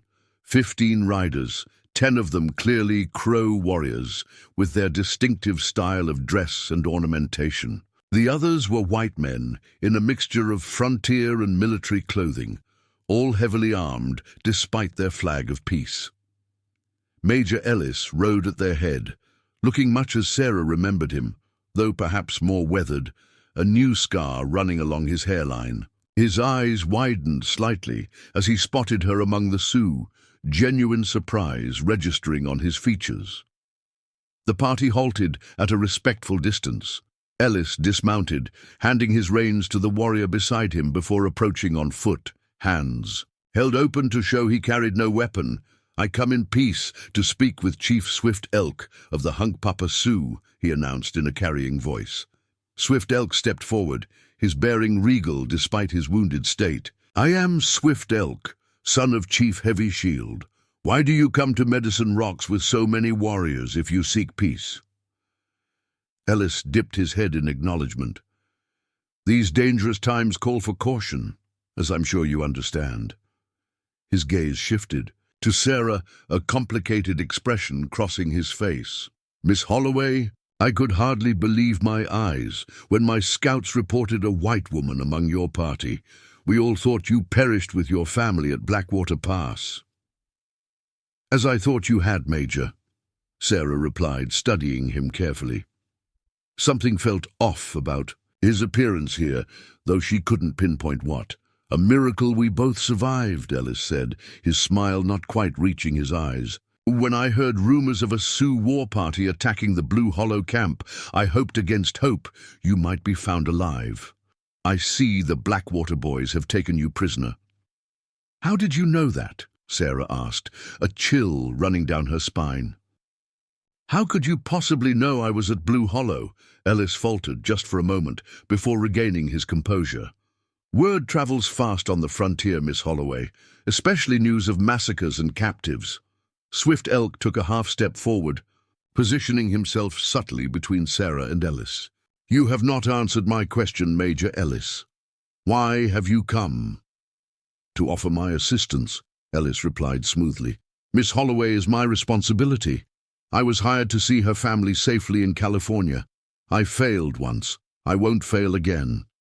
He spread his hands in a gesture of openness. "I've come to escort her to Fort Hayes, where she'll be safe among her own kind." The words were reasonable, his tone sincere, yet Sarah felt a growing sense of wrongness. How had Ellis survived when everyone else at Blackwater Pass had died? How had he found Crow allies and tracked her to Medicine Rock so quickly? "Sarah makes her own choice," Swift Elk said, surprising her with the use of her first name. "She is not property to be claimed." Ellis's smile tightened at the edges. "Of course not. I merely assumed she would want to return to civilization after her ordeal." He turned to Sarah directly. "My dear, you must have been through unimaginable horrors. Let me take you to safety." Before Sarah could respond, Singing Bird stepped forward, her walking stick tapping against the stone as she approached Ellis. The old woman circled him slowly, muttering to herself in Sioux. Ellis stood stiffly, clearly, uncomfortable under her scrutiny. "Death shadow follows this one," Singing Bird announced in her accented English, loud enough for all to hear. "He brings lies wrapped in truth, poison in sweet water." Ellis's expression hardened. "I don't understand what she's saying." "She says you cannot be trusted," Swift Elk translated, his hand dropping casually to rest on the knife at his belt. "This is absurd," Ellis scoffed.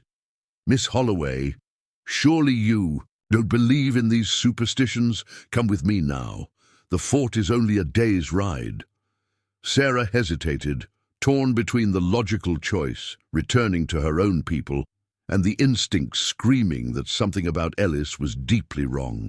She looked at Swift Elk, finding steady reassurance in his dark eyes, then back to Ellis, whose pleasant facade seemed increasingly strained. A movement among the rocks caught her attention, a flash of color where there should have been none, a hint of motion too deliberate to be natural. She tensed, scanning the ridgeline above them. "Major," she began carefully, "how did you find me here? Precisely, I mean." Ellis waved a dismissive hand. "As I said, rumors about the raid on Blue Hollow. My Crow friends are excellent trackers." "And how did you survive Blackwater Pass when my family didn't?" A flicker of annoyance crossed his features. "I was scouting ahead when the attack came. By the time I returned, it was too late to help." His smile returned, though it seemed forced now. "Miss Holloway, we can discuss all this on the way to the fort. Daylight's wasting, and these lands aren't safe." Sarah took a deliberate step closer. To Swift Elk. "One more question, Major. How did you know the men who attacked our wagon train were called the Blackwater Boys? I never mentioned their name." Ellis froze, the pleasant mask slipping completely. In that moment, Sarah saw what had been hidden beneath: cold calculation, barely contained rage, and something worse: recognition. He knew she had caught him. "Clever girl," he said softly, his voice dropping to a register she had never heard from him before. "Too clever for your own good, always were. Everything happened at once." Ellis whistled sharply, a signal, not an expression of admiration. From the rocks above, rifles appeared, aimed at the small group of Sioux. The Crow warriors with Ellis drew weapons, though they looked confused, clearly not expecting this turn of events. Swift Elk reacted instantly, shoving Sarah toward the shelter of a nearby boulder as the first shots rang out. Little Hawk's rifle answered from his hidden position, dropping one of Ellis's men from his perch among the rocks. "It was you!" Sarah gasped as understanding dawned, the final pieces falling into place. "You led us into the ambush at Blackwater. Pass. You were working with Reed all along." Ellis drew a revolver from inside his coat. "Reed was supposed to kill all of you, not take you captive. The man always did have a weakness for pretty faces." He aimed the gun at Swift Elk. "Now I'll finish what should have ended weeks ago." Sarah didn't think. She launched herself at Ellis, catching him around the waist and disrupting his aim. The gun discharged, the bullet ricocheting off stone as they crashed to the ground. Ellis backhanded her, the blow sending stars across her vision as she rolled. Away, all around them chaos erupted. The Medicine Rocks echoed with gunfire as Swift Elk's warriors engaged Ellis's men. The Crow, realizing they had been deceived, turned on their supposed allies, adding to the confusion. Sarah scrambled to her feet, tasting blood where her lip had split.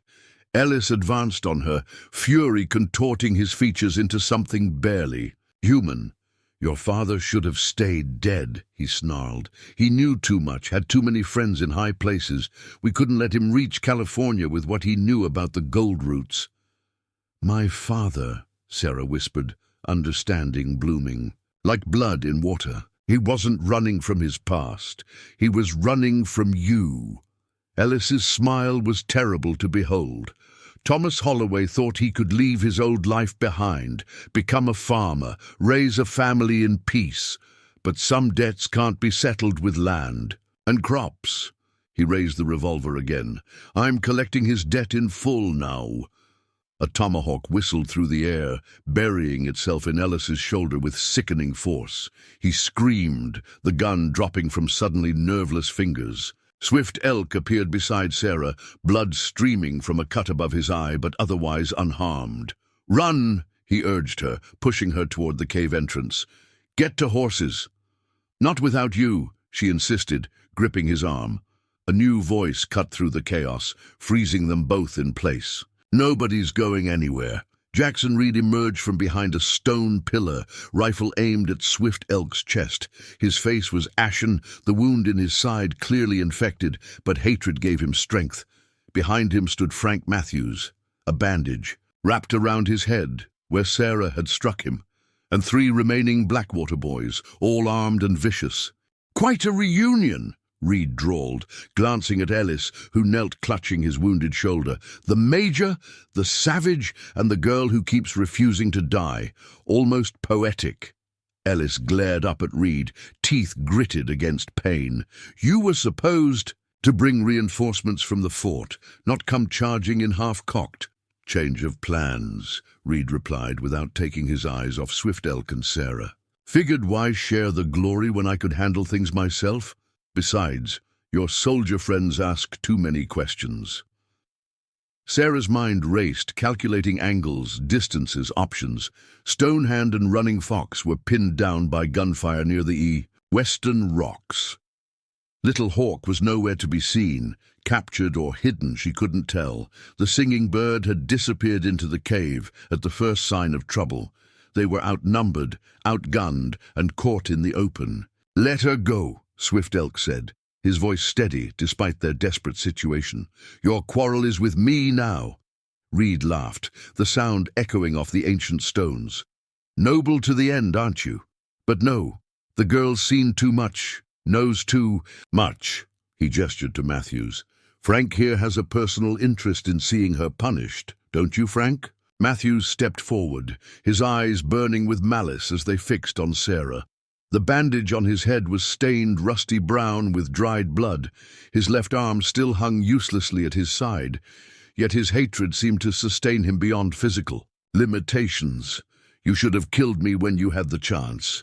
he told Sarah, drawing a knife from his belt. "Now I'll take my time with you."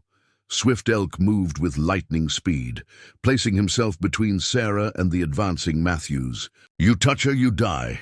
Reed raised his rifle slightly. "Stay where you are, Chief, or I put a bullet through that noble head of yours."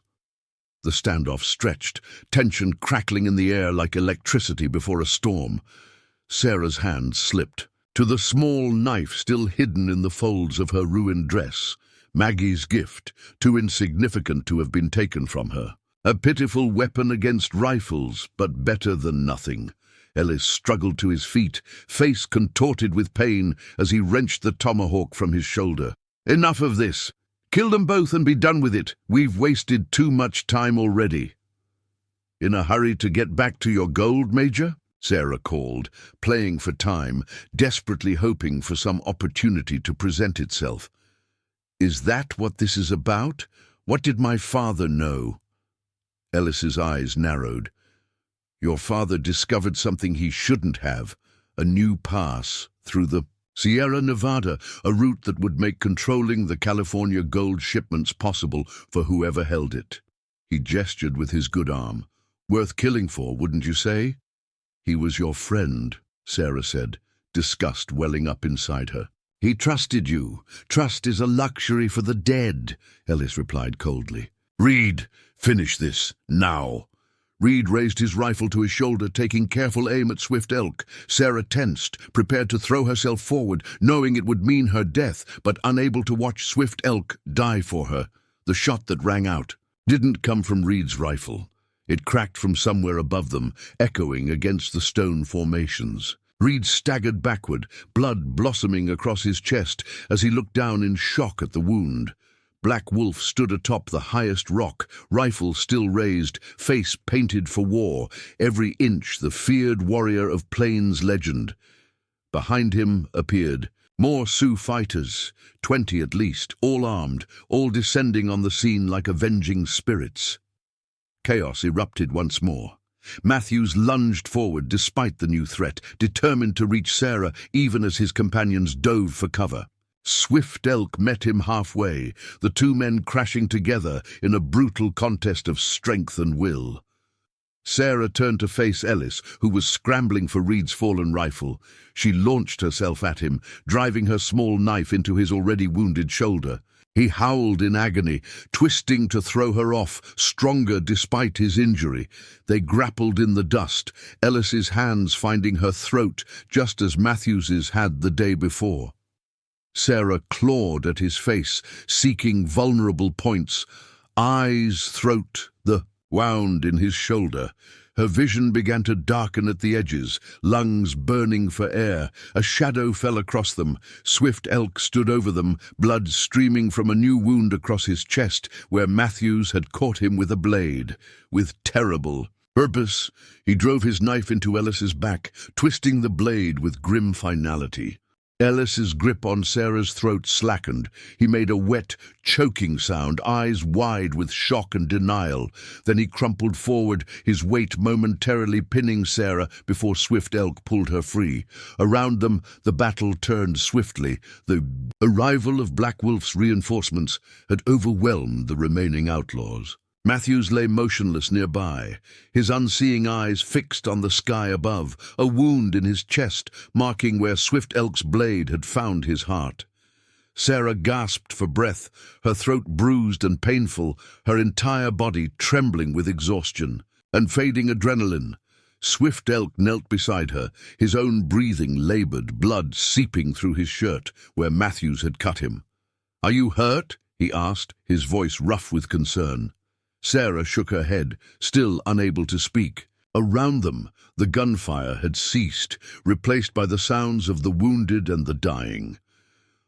Black Wolf approached, his stern face betraying no emotion as he surveyed the scene.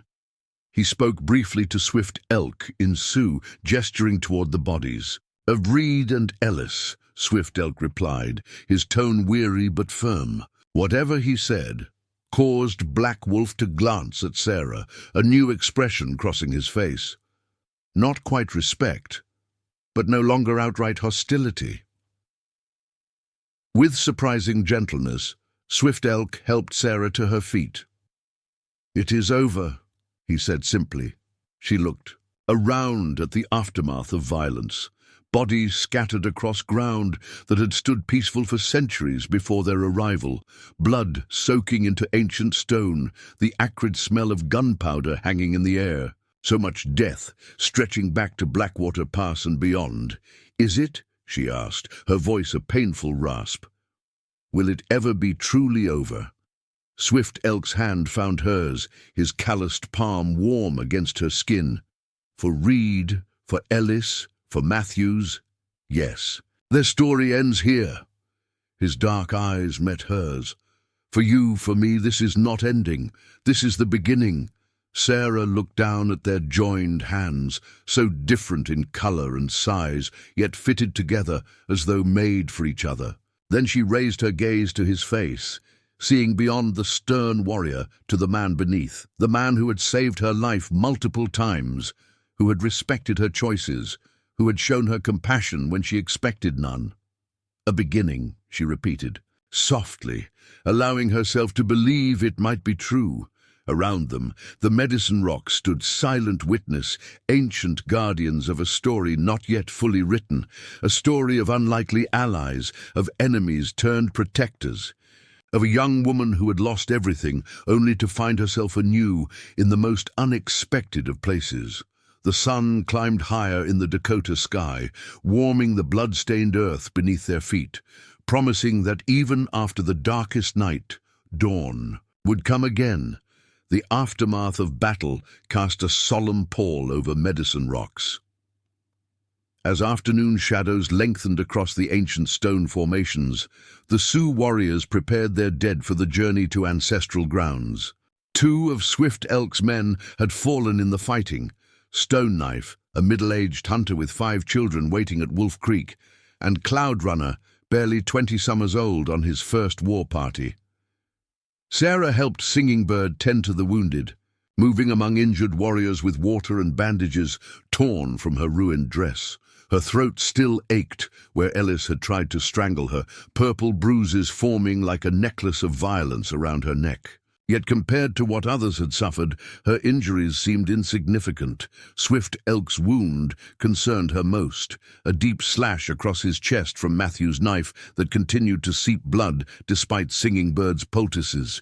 He refused to rest, moving among his men, speaking words of encouragement, helping prepare the dead with solemn dignity. Only the tightness around his eyes betrayed the pain he endured. Black Wolf supervised the disposal of their enemies' bodies, ordering them dragged to a ravine some distance from the sacred rocks. No burial, no ceremony, just the harsh justice of the plains, leaving them for the scavengers. Sarah couldn't bring herself to feel pity for Reed, Matthews, or Ellis. Whatever humanity they might once have possessed had been consumed by greed and hatred long before their deaths. As twilight approached, she found herself standing before the bodies of her family's killers one last time. Ellis's face was slack in death, all trace of the charming guide who had won her father's trust erased by the final grimace of pain. Reed stared sightlessly at the darkening sky, his weathered features relaxed into an expression almost resembling peace. Matthews lay apart from the others, his broken body a testament to Swift Elk's determination to protect her. "They cannot hurt you now," came a voice behind her. Sarah turned to find Black Wolf standing a few paces away, his stern face impassive. As he studied her, it was the first time he had addressed her directly. "I know," she replied, her voice still raspy from Ellis's assault. Black Wolf nodded toward the bodies. "These men, they died because they wanted what was not theirs. Gold, land." His dark eyes met hers. "You." "I never belonged to them," Sarah said, a new firmness in her tone. "No," Black Wolf agreed, surprising her. "You belong to yourself. This is why Swift Elk respected you from the beginning." He glanced toward where the chief's son was helping load the bodies of their fallen onto travois. "Why, I did not." The admission hung between them, unexpected and profound. Sarah waited, sensing there was more the proud warrior needed to say. "I lost my wife, children to white man's disease," Black Wolf continued after a moment, confirming what Swift Elk had told her. Hatred filled the empty space they left behind. His gaze returned to the bodies in the ravine. "But hatred is a poor companion on a long journey. It keeps you warm at night," Sarah said softly, "but burns you from within." Black Wolf's eyes widened slightly at her understanding. "Yes." He touched the war paint on his cheek, then gestured to the fading marks on her own face. "You fought beside us, bled beside us, against your own kind." "They were not my kind," Sarah replied. "Not anymore." The warrior studied her for a long moment before giving a single sharp nod. Acceptance, if not quite friendship. "Swift Elk says you come to Wolf Creek with us." It wasn't a question, but Sarah answered anyway. "If I'm welcome." "You survived when others did not," Black Wolf said, as if this explained everything. "The Great Spirit has a purpose for you." With that cryptic statement, he turned and walked away, leaving Sarah to ponder his words. By the time she returned to the main encampment, preparations for departure were nearly complete. The wounded had been secured on travois, hitched to patient horses. The dead were wrapped in their finest blankets, faces painted for their journey to the spirit world. Supplies salvaged from the battle had been distributed among the warriors. Singing, Bird sat by a small fire, grinding herbs in a stone mortar. The old woman looked up as Sarah approached, her weathered face creasing into a knowing smile. "Sit," she commanded, patting the ground beside her. "Need to prepare you." "Prepare me?" Sarah asked, sinking down onto the offered spot. "For what?" "Journey, of course." Singing Bird mixed her crushed herbs with something from a small clay pot, creating a fragrant paste. "Wolf Creek Camp is a 3-day ride. Many will question white women among Sioux." Her gnarled fingers reached up to touch the bruises on Sarah's neck. "Must show them you are not the enemy, not a prisoner, are honored guests of the chief's son." With surprising gentleness, the old woman began applying the paste to Sarah's bruises. It tingled against her skin, the scent of sage and something sweeter filling her nostrils. "This will heal?" Sarah asked. Singing Bird cackled. "Heal body, yes, also mark you as under protection of a medicine woman." She continued her work, humming softly. "Some wounds take longer to heal than others. Some never heal completely." Sarah knew the old woman wasn't speaking only of physical injuries. The massacre at Blackwater Pass had left scars far deeper than flesh could sustain, wounds of the spirit that might never fully close. "How do you bear it?" she asked quietly. "The loss?" Singing Bird's hands paused, her dark eyes growing distant. "With memory. When I was a young woman before Swift Elk's mother was born, blue coats came to our winter camp. Many died. My parents, first husband, infant son." Her voice remained steady, though the pain of decades-old grief still echoed beneath the words. "I wanted to die too, walked into a blizzard to join them in the spirit world."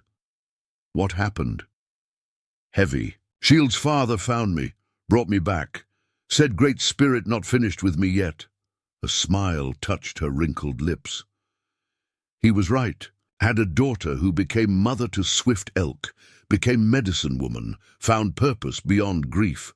"And the pain?" Sarah pressed. "Does it ever go away?" "No," Singing Bird answered honestly, "but it grows quieter with time, like distant thunder instead of storm overhead." She finished applying the medicine, sitting back to examine her work. "You will find a new purpose too, Water Woman. Already beginning." Before Sarah could ask what she meant, Swift Elk approached. His wound now properly bandaged, his expression solemn but resolved. "We must leave before full dark," he said. "Journey to Wolf Creek is long." Singing Bird rose with surprising agility for one so old. "She is ready," the medicine woman announced, gathering her supplies, body and spirit. Swift Elk's gaze lingered on the medicine applied to Sarah's bruises, a flash of anger crossing his features before he mastered it. "My horse is prepared for 2 riders," he told her, "if you still wish to come with us." Though phrased as a choice, Sarah heard the question beneath his words. Was she certain she wanted to leave behind the world she knew, to journey into a future filled with unknowns?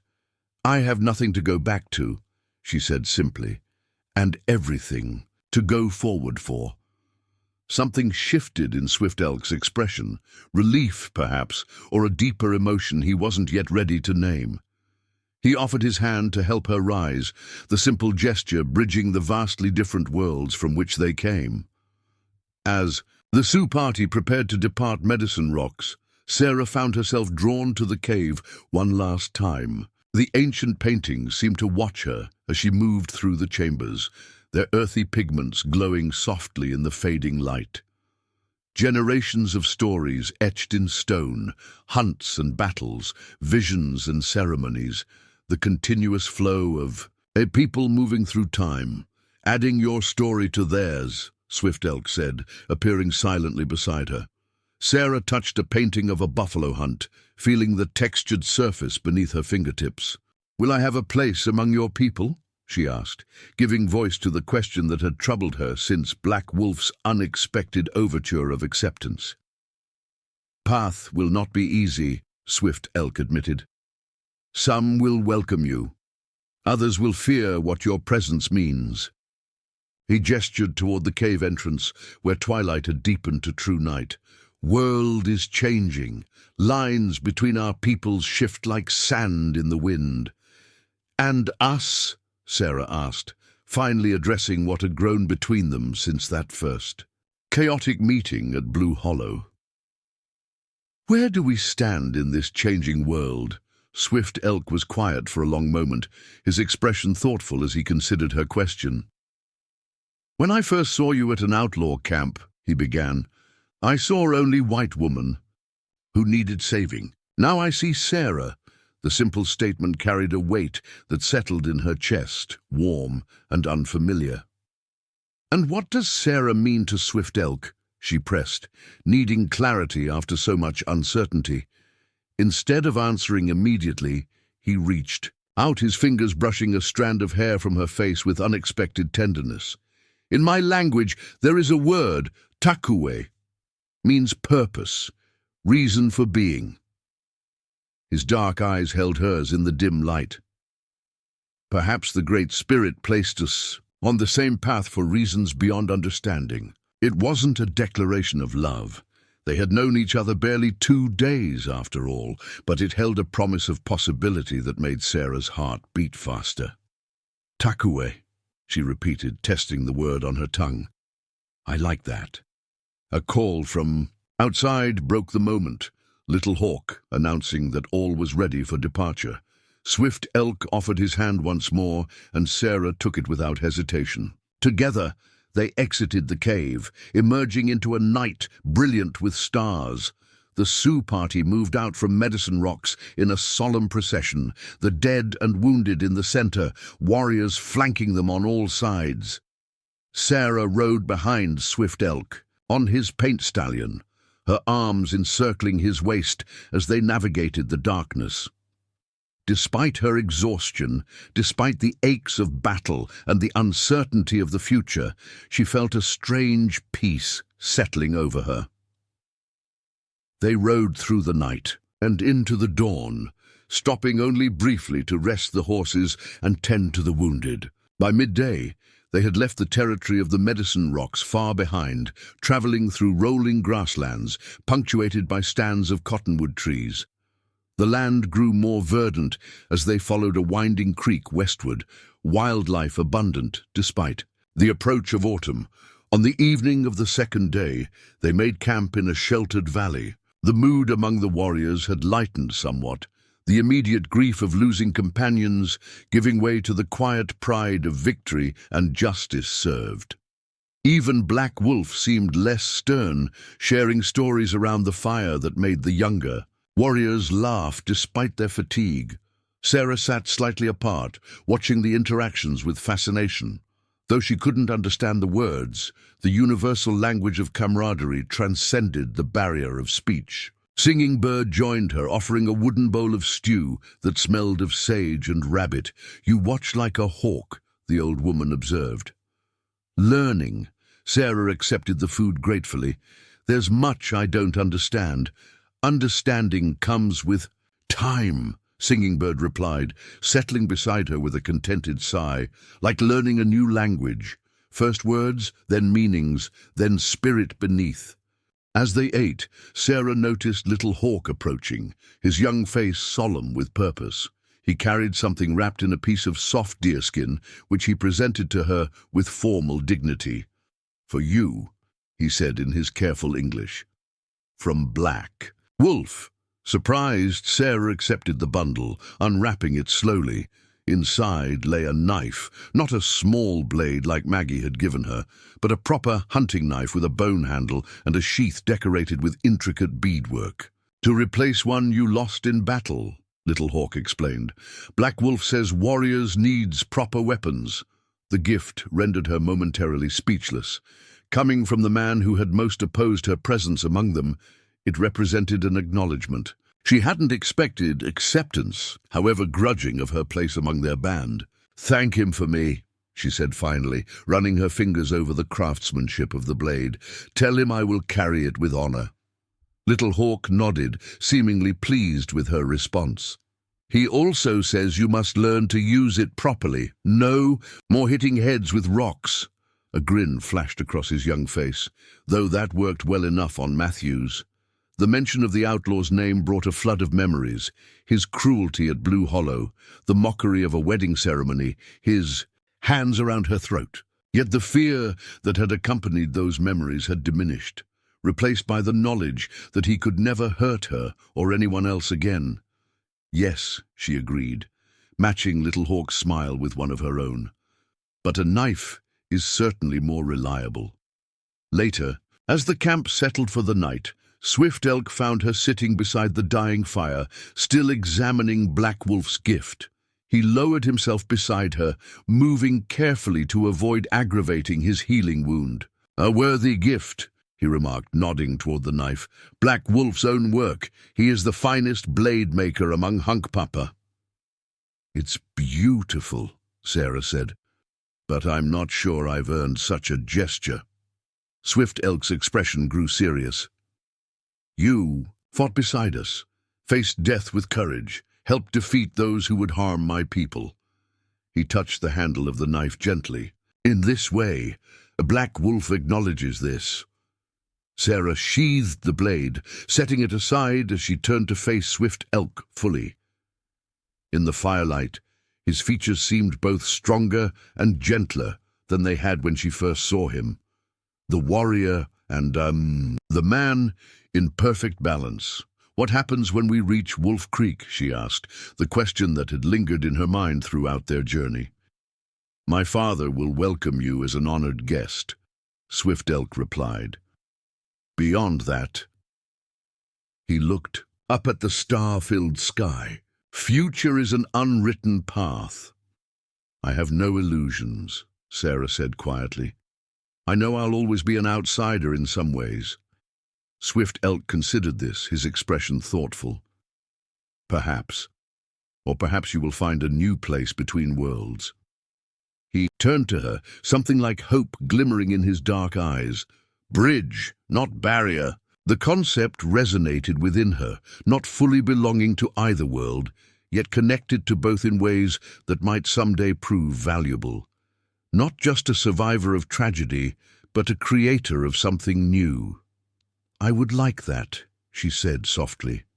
They sat in companionable silence as the fire burned down to embers, the sounds of the sleeping camp a gentle backdrop to their shared solitude.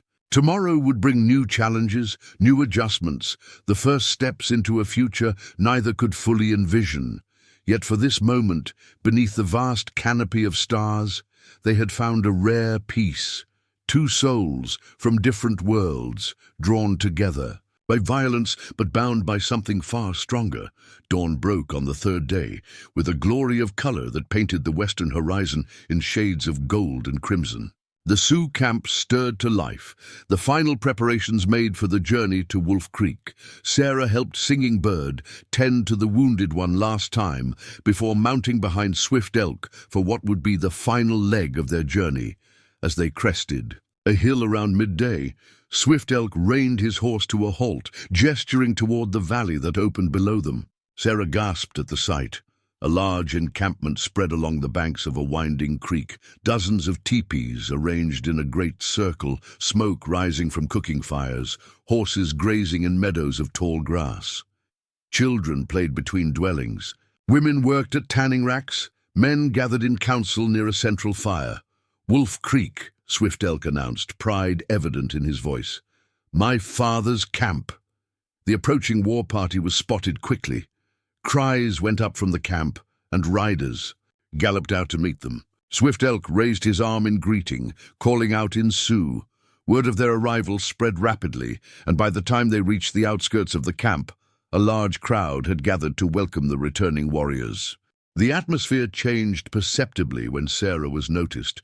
Whispers spreading through the crowd, expressions ranging from curiosity to suspicion to outright hostility.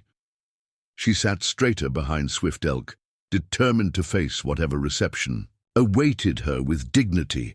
A tall, imposing figure stepped forward from the gathering, an older man whose bearing immediately marked him as someone of great importance. Though his hair showed streaks of grey and his face bore the lines of many winters, his eyes remained sharp and commanding.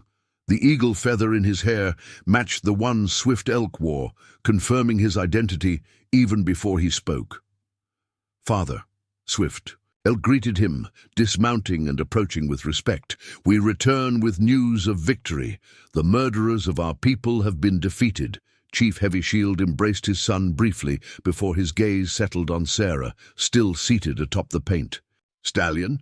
His expression revealed nothing of his thoughts as he studied the white woman in the torn blue dress, with Singing Bird's medicine on her bruises and Black Wolf's knife at her belt. "And who is this you bring to our camp?" he asked, though something in his tone suggested he already knew at least part of the answer.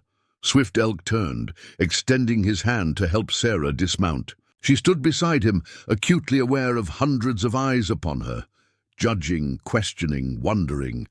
"This is Sarah Holloway," Swift Elk announced, his voice carrying to all who had gathered. "Survivor of the Wagon Massacre at Blackwater Pass, captive of Reed's Outlaws, warrior who fought beside us against our enemies." He paused, his next words chosen with deliberate care. "And my friend, who I have invited to our camp as an honored guest." A murmur passed through the crowd at this declaration. Sarah felt the weight of expectation bearing down upon her, the future hanging in balance as Chief Heavy Shield considered his son's words. After what seemed an eternity, the chief spoke. "The Hunk Papa remembers both friends and enemies," he said, his voice deep and measured. "Those who stand with us in battle are welcome at our fires." He extended his hand to Sarah in the white man's custom of greeting. "Sarah Holloway, my son speaks well of you. Wolf Creek offers you shelter for as long as you wish to stay." Relief flooded through her as she clasped his hand. "Thank you, Chief Heavy Shield. I am honored by your welcome." The tension broke, the crowd dispersing as preparations began for the rituals that would honor the returning warriors and mourn those who would not return. Sarah found herself guided to a teepee prepared by Singing Bird, given fresh clothing to replace her ruined dress, offered food and water after the long journey. That evening, as the camp gathered for the solemn ceremony of remembrance, Sarah sat beside Singing Bird, watching as Swift Elk recounted the tale of their battle at Medicine Rocks. Though she couldn't understand his words, she recognized when he spoke of her role, the way heads turned in her direction, expressions of surprise or newfound respect appearing on many faces. Later, as the night deepened and most of the camp had retired, Sarah found a moment of solitude near the creek that gave the settlement its name. The water gurgled softly over smooth stones, reflecting starlight like scattered diamonds. Behind her, the campfires burned low, the sounds of celebration giving way to peaceful slumber. Footsteps approached. Swift elk, his silhouette unmistakable. In the moonlight, he carried something in his hands, which he presented to her as he drew near. "For you," he said, "to replace what was lost." Sarah unfolded the bundle to find a journal bound in soft leather, a pencil tucked into a loop at its side. The simple gift brought unexpected tears to her eyes, a recognition of who she had been and who she might become. "How did you know?" she asked, touching the blank pages reverently. "I saw you watching the paintings in the cave," he explained. "Understood you are the keeper of stories, like our memory keepers who paint on stone and hide." He gestured toward the journal. "Your stories should not be lost." Sarah opened to the first page, running her fingers across its empty expanse. So much had happened, so much had changed. Where would she even begin? "I don't know if I can find the right words," she admitted. Swift Elk's expression softened in the moonlight. "Words will come, like a river finding a path through mountains. Cannot be rushed." She looked up at him, this man who had saved her life in more ways than one, not just from death, but from the despair that had threatened to consume her after losing everything. "Thank you," she said simply. "For everything." He nodded, understanding all she left unspoken. They stood together beneath the vast Dakota sky, the creek murmuring beside them, the future stretching before them like an unwritten page, full of challenges certainly, but also possibilities. Neither could have imagined, when fate first drew their paths together, Sarah Holloway, sole survivor of the Blackwater Pass massacre, had found something she thought forever lost the day her family fell to Outlaws' bullets. She had found home, not in a place, but in the space between words, in the courage to begin again, in the strength to forge a new path, and in the heart of a Sioux warrior who had seen beyond the color of her skin to the spirit that refused to be broken. Her story, once defined by tragedy, had transformed into something else entirely. Not an ending, but a beginning. Up next, you've got 2 more standout stories right on your screen. If this one hits the mark, you won't want to pass these up. Just click and check them out. And don't forget to subscribe and turn on the notification bell so you don't miss any upload from us.